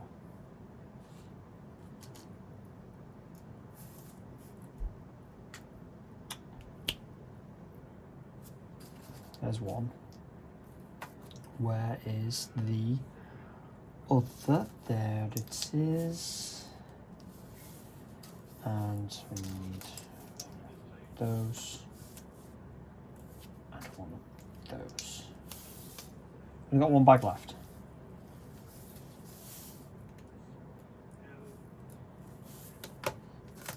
I think this is a foot. I think this is feetsies. Balrog feetsies.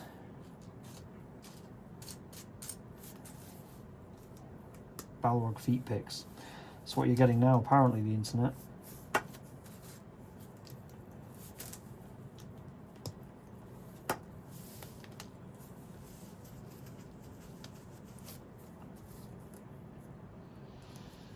Rampy bit, rampy bit, rampy bit.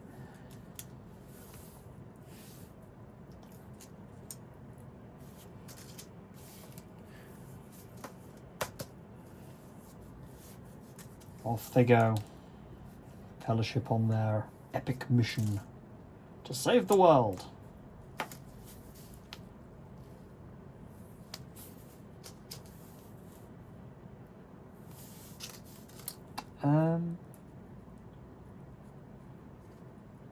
I've seen it. I've seen it and I've been ignoring it because it's not the bit I've been looking for, and now it's vanished.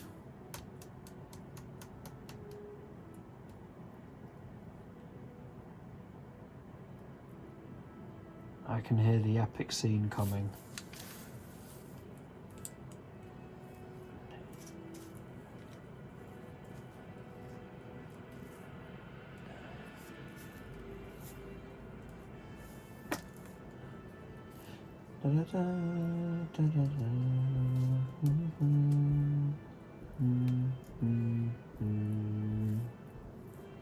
Absolute cinema. How to give your characters the best intro.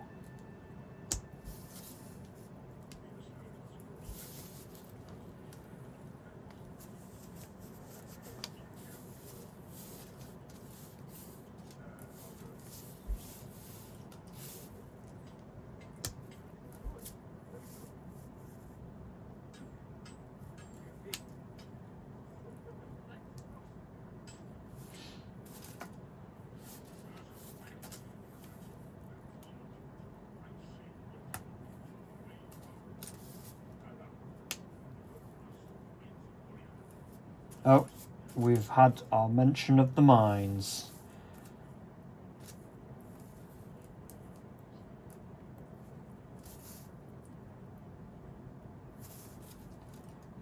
It's all Gimli's fault. Because he wanted to go see Cousin Balin. Probably say, oh crap, Gandalf, what are you doing here? Not again. Because Balin was involved with the incident with the dragon.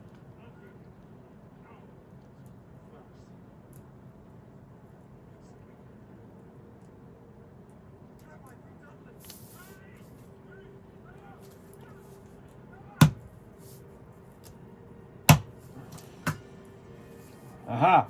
Our Balrog has legs and a torso.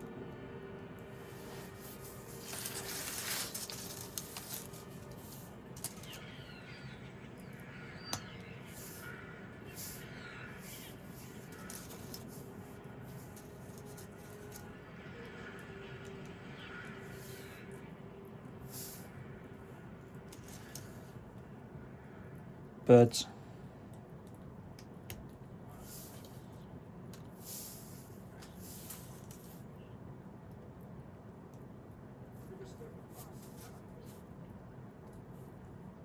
So I might have this done by the time they get into the mine.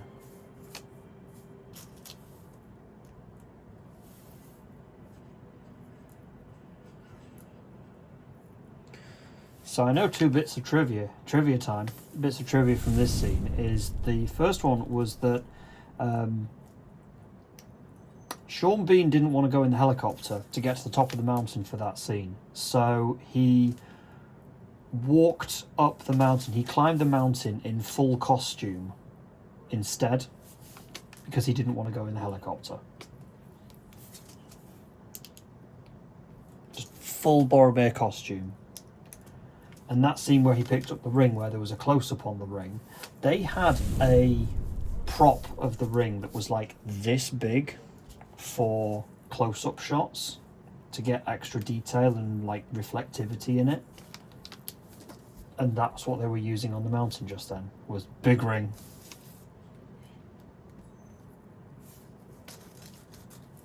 There you go, two more bits of trivia for you.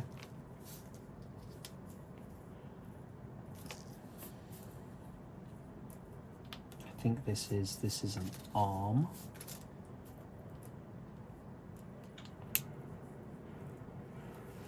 Right. Oh, birds have got back.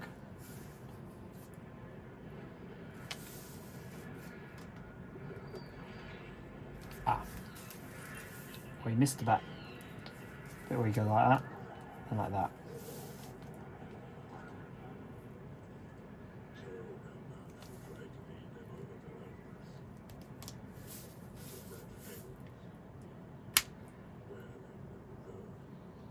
Yeah, he's got a little arm.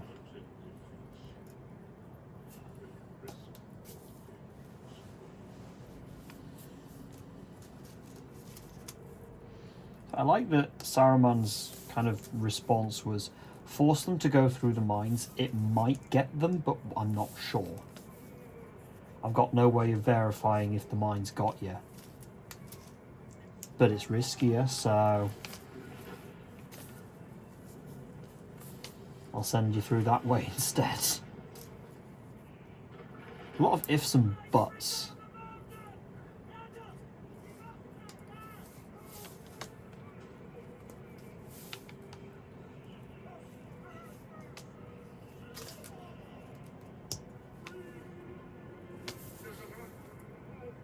Oh, it's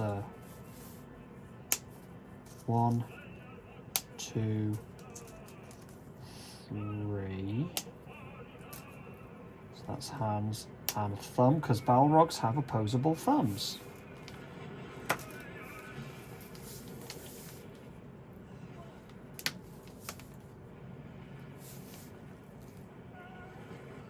Now I need to build his other arm.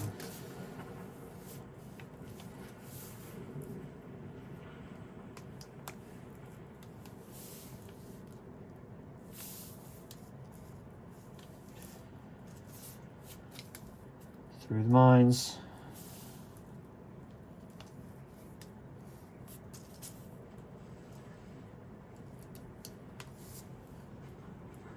Yeah, we're going okay. This one's going to be a big video because this one session, this one bag is 18 minutes. It's going to be a fat file I've got to deal with.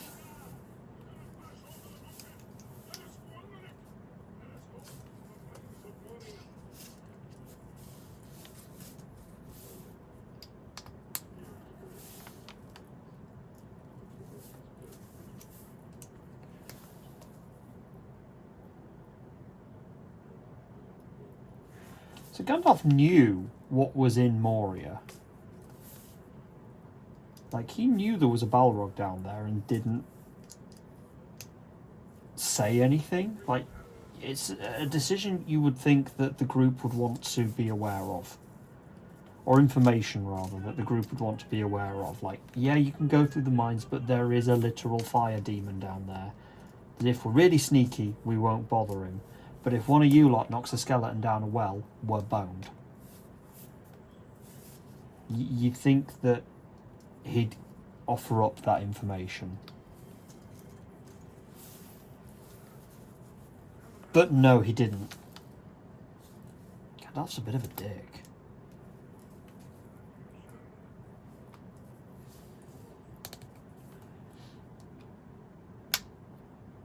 Okay, got arms.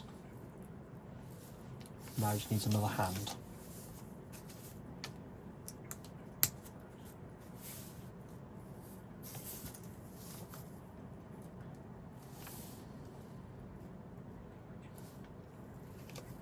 That goes on here.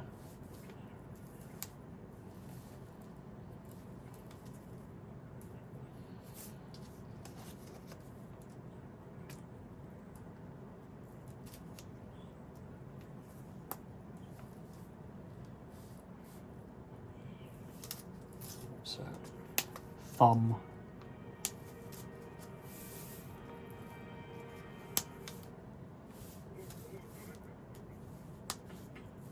Okay.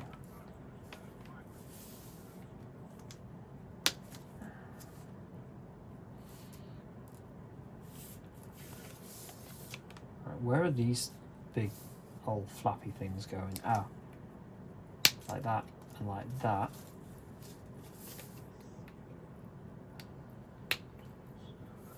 Like that. Cool. Oh, more. I did wonder what I was doing with these.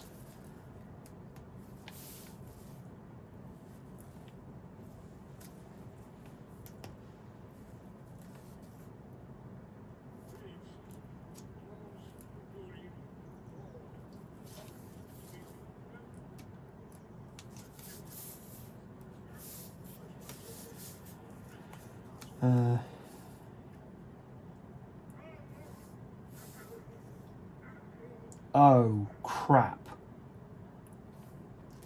Oh, no. Oh, big mistake. How can I fix this? They're the wrong way round. They're the wrong way round. Oh, no.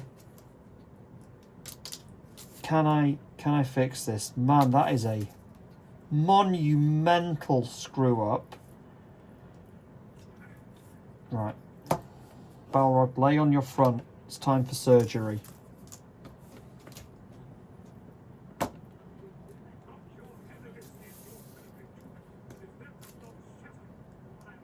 Pop these here.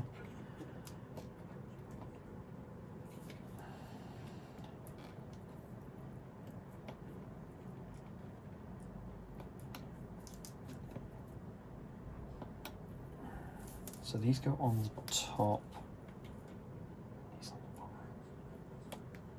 Got it. Haha! Can do it.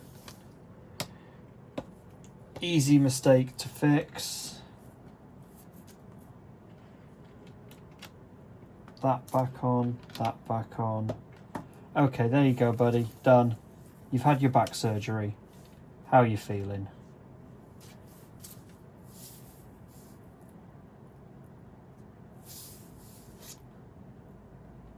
That was entirely on me. I can't even blame the instructions that time.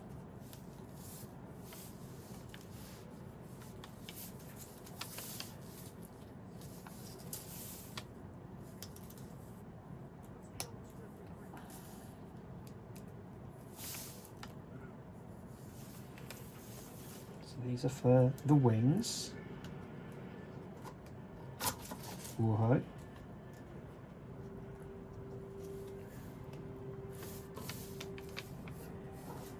No, don't be doing the splits. Okay, there are the spares. Also, that's a bag got, so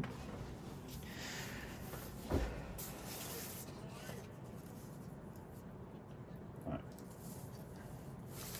Balrog, you go there.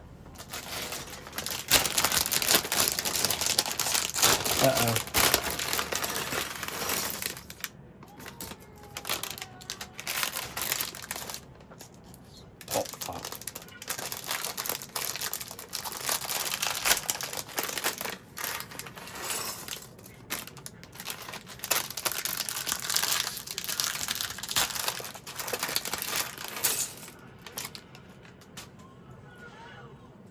That.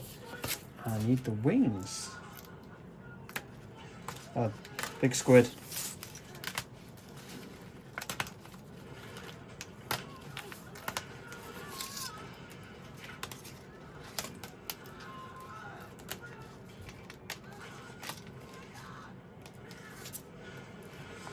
Wing.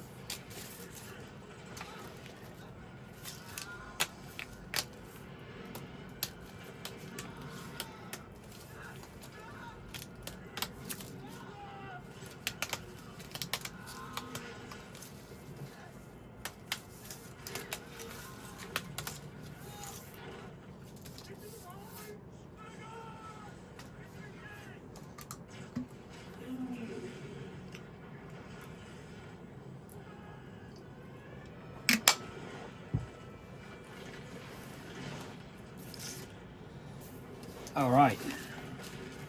I briefly saw Balrog butt. It's Balrog tail.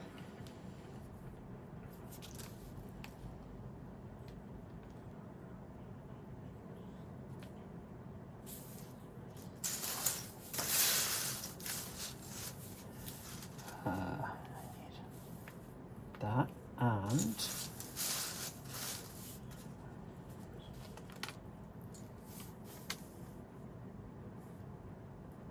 point of the tail. Okay, Balrog has a tail pointing up, which means he's a happy Balrog.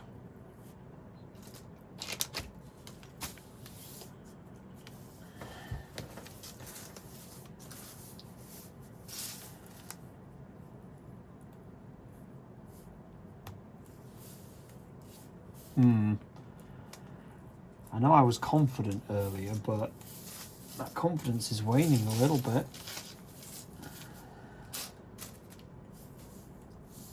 Because I've got all this to do. And potentially not that much time.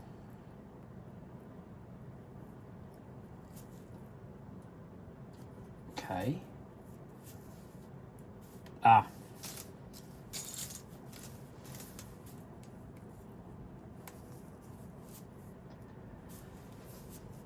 So this is presumably this is the wing mechanism.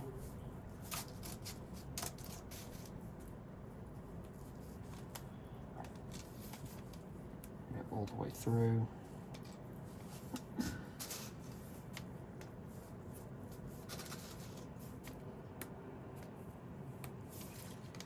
That way.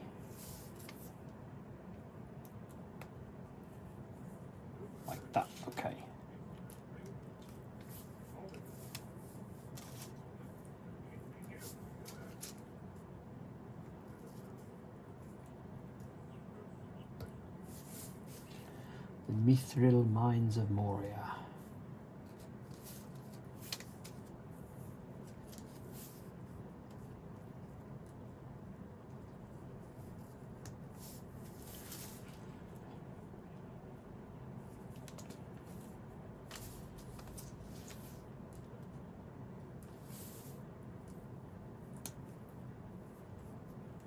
Nope.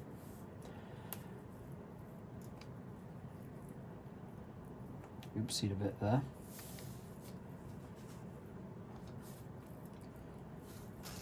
Right, 3.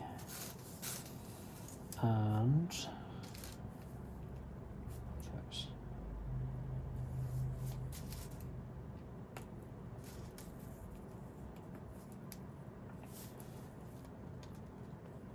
Bearing in mind, I know I've got to do this twice. This is definitely the supporting structure for the wing now that I'm doing.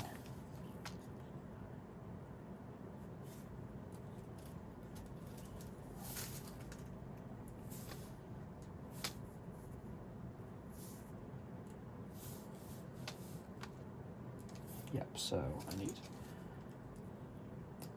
that and two of those. Whilst I'm here, you know what I'll do? Is I'll build all 4 of them, because I know I'm going to need all 4. Put those 2 up there.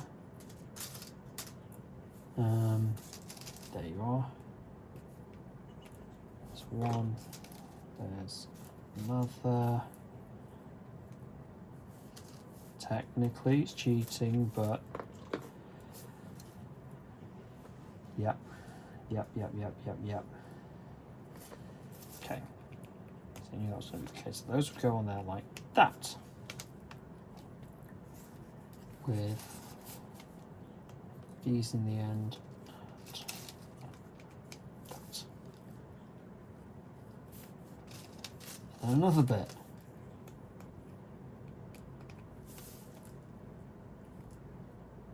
Two. Okay. What am I making here?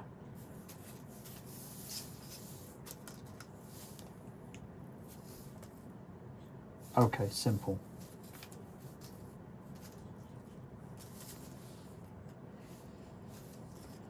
Again, I will go a little bit ahead and make all of them. God, if I'd been this efficient through every step, I'd have had this thing done by the end of the first disc.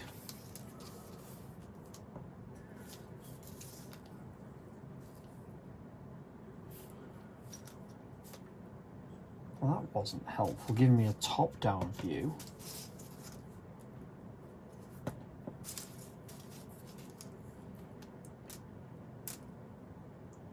There's a black one.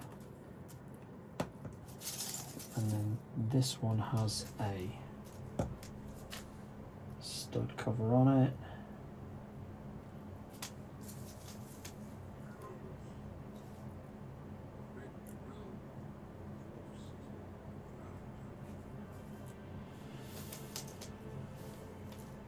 The Great Hall.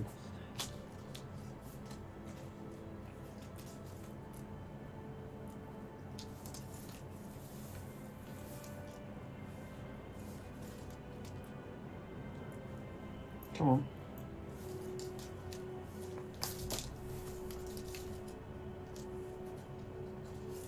There we go.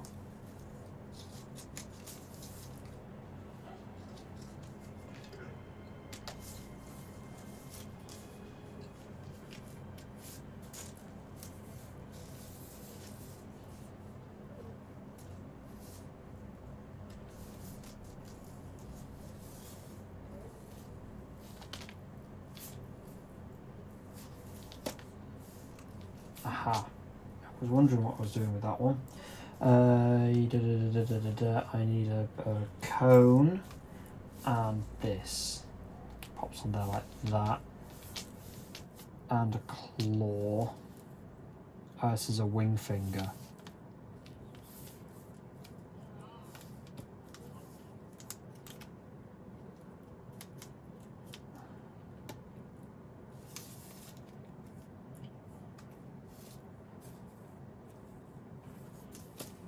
Okay, that's one wing done.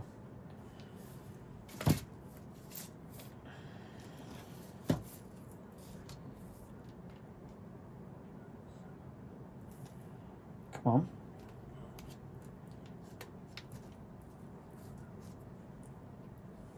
All right.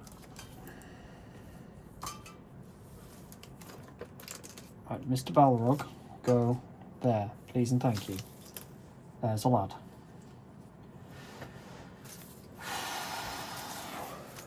Barnes 2, great, good.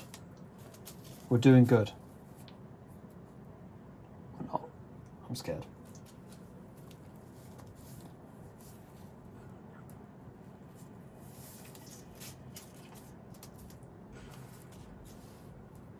Balrog has just woken up.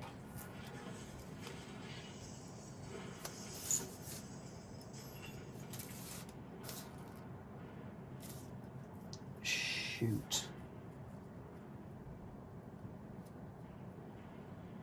Where is it? There it is.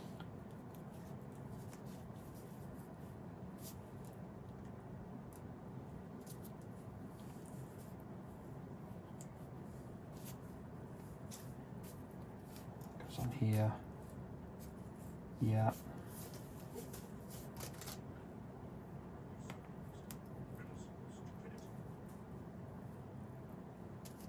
Gandalf did not mean that.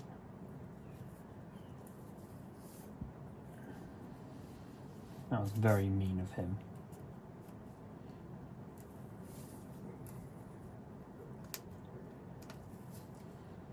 Poor Pip.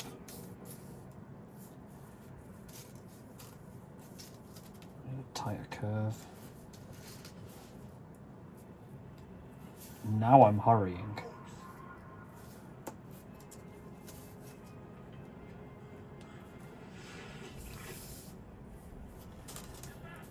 I should specify my criteria for the challenge is, can I finish the book nook before the scene it is depicting? So we've got until they get to Khazad-dûm.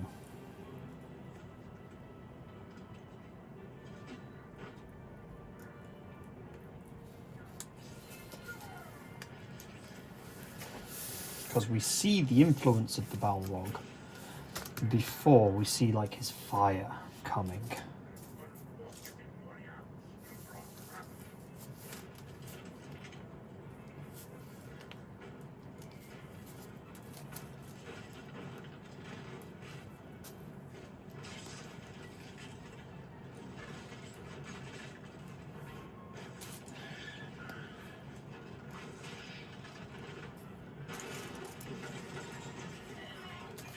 Again, this is great building incentive of hearing the violence.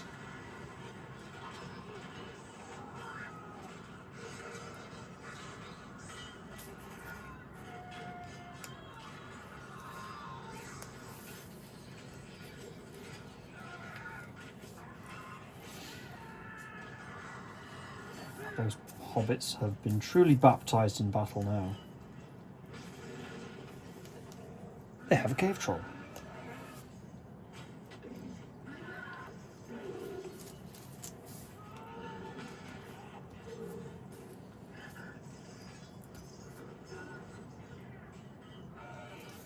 Ah, ha ha ha. Beat you to it. I can't, don't you start. Good. You've got enough battery left to last you.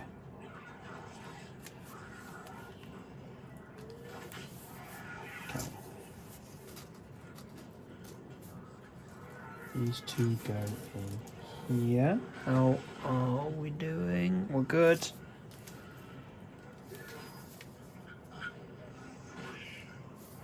Again, top down doesn't help.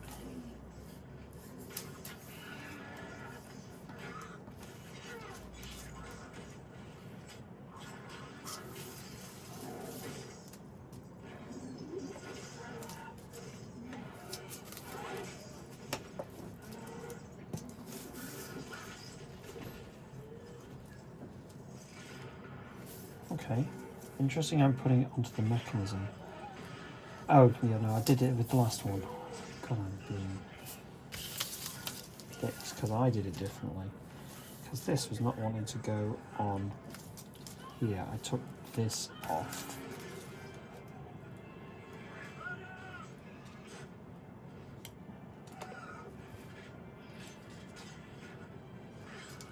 Like that. There we go.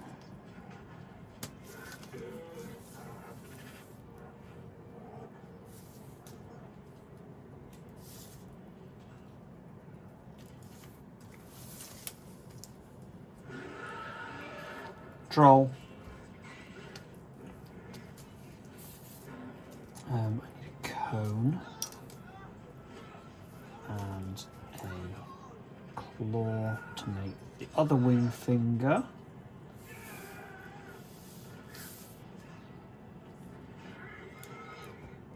That goes on there.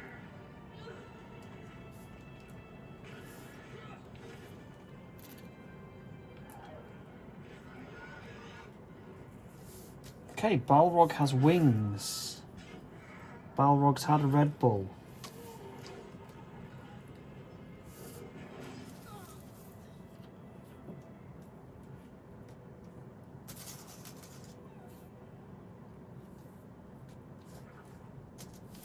A little fire.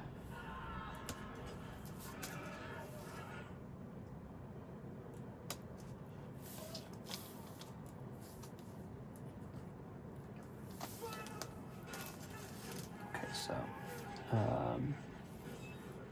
excuse me. No, that's the wrong one. In the way with your wings. That's what I need. Ah, for big jet of fire.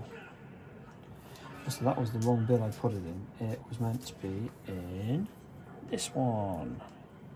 For whoosh. 2. Where are these going?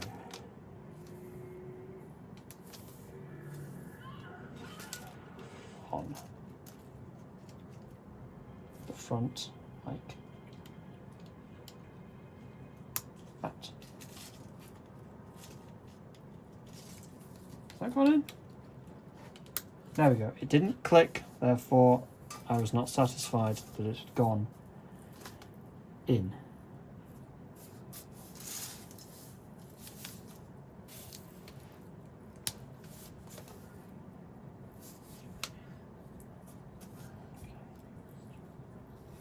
Onto the home stretch now.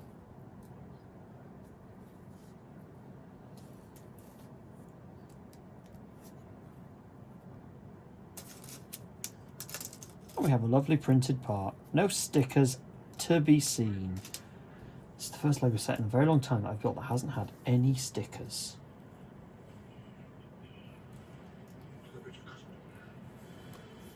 Oh, I heard the Bridge of Khazad-dûm. Da, da, da, da, da. Leg it. Leg it, Legolas. And the rest of you.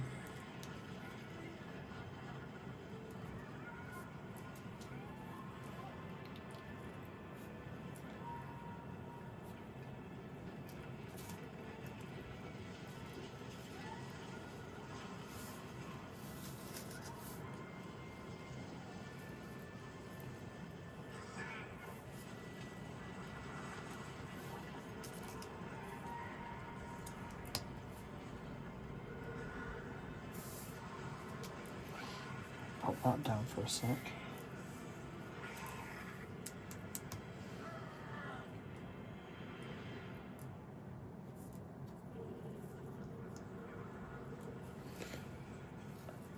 The Balrog's awake.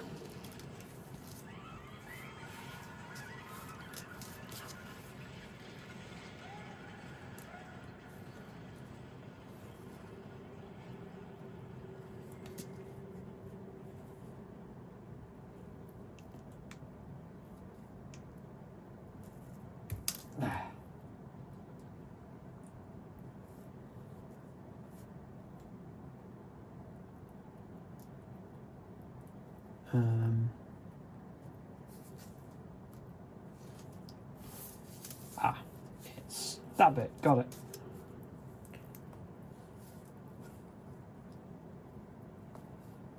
Gandalf knows.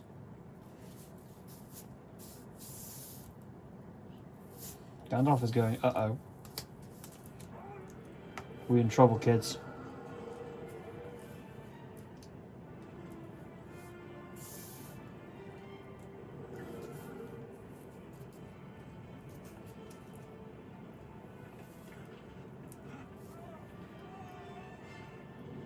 Oh, I've got to build 2 of these. Cool.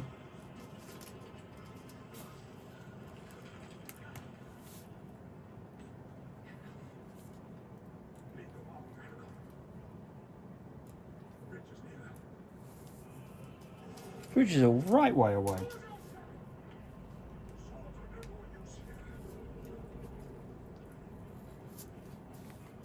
Swords will be no use here, and then Gandalf proceeds to fight the Balrog with the sword.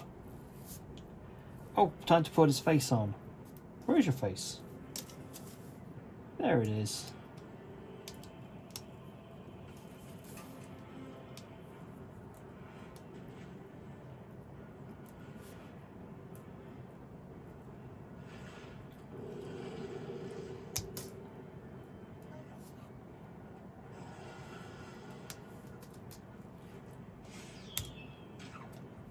Slight oopsie. Teeth are meant to be a little bit further forward. Oh, I'm gonna have to use this. Had to use it. Dang it. There we go, right. Where were we? Where's your face? There's your face.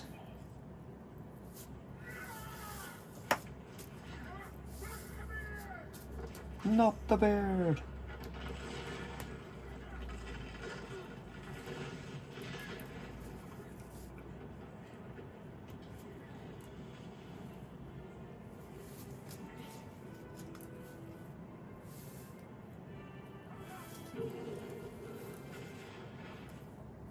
Are we coming?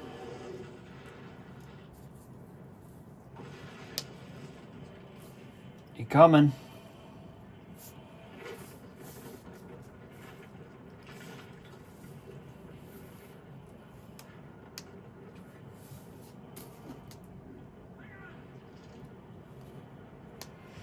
They got the bridge not there. Okay.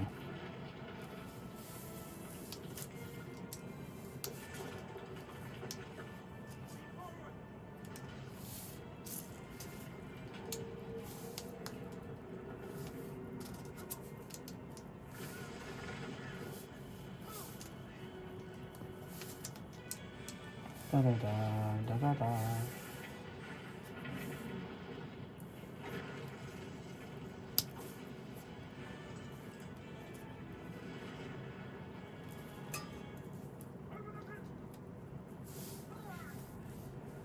Shoot.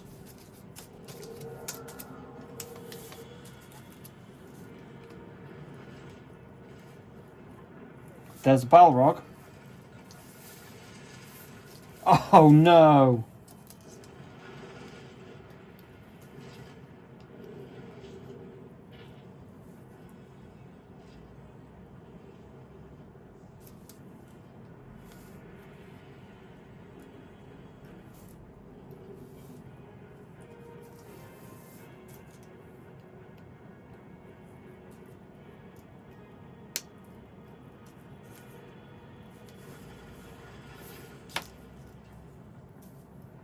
Think.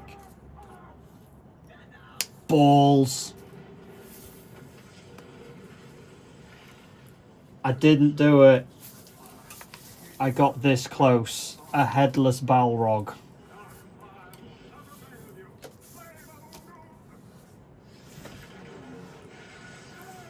I'm going to keep going. I want to get this finished. But the answer of the internet is no. You cannot build the Lego Balrog before the actual Balrog appears in the movie.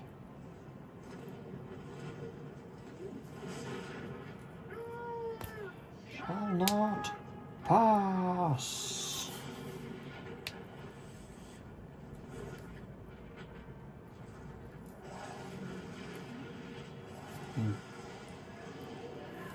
I can't even get the Balrog finished before the Balrog falls in the hole. Because there's the whip.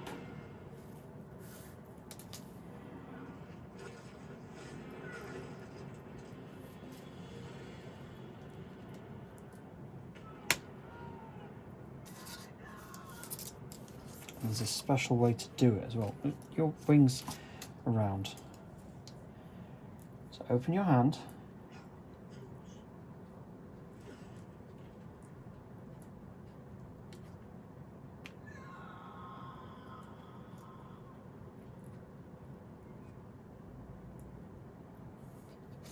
There you go. He's got his little flamey whip.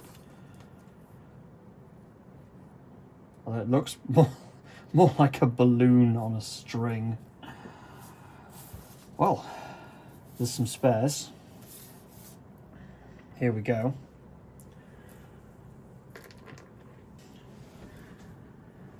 Okay. Get the Book Nook.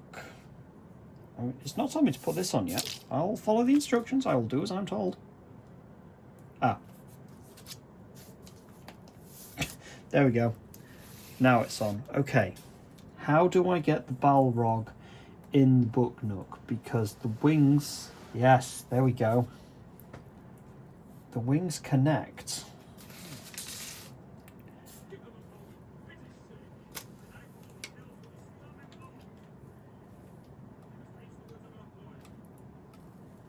So that goes in there, that goes in there. Where do your feet go, sir? Oh, it's 1 foot on the bridge.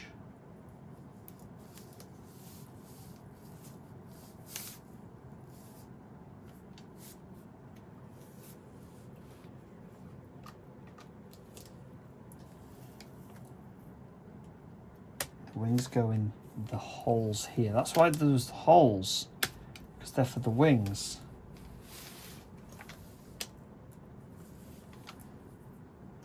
Our boy Gandalf goes there. You shall not pass, because the Book Nook can close up like that, and it be all contained in, or it can open up, which I think is pretty darn neat. One Book Nook completed, one Balrog completed, just as they arrived in Lothlorien. Good job. Well, the answer is no. You cannot build the Balrog Book Nook in less time than it takes the Balrog to appear in The Lord of the Rings, because they are in Lothlorien. The Balrog has only just been finished. Thank you, the internet, for watching so far. If you have enjoyed this video, please do consider giving it a like, and also if you want to, subscribe to the channel, and I will see you in the next one. Bye for now.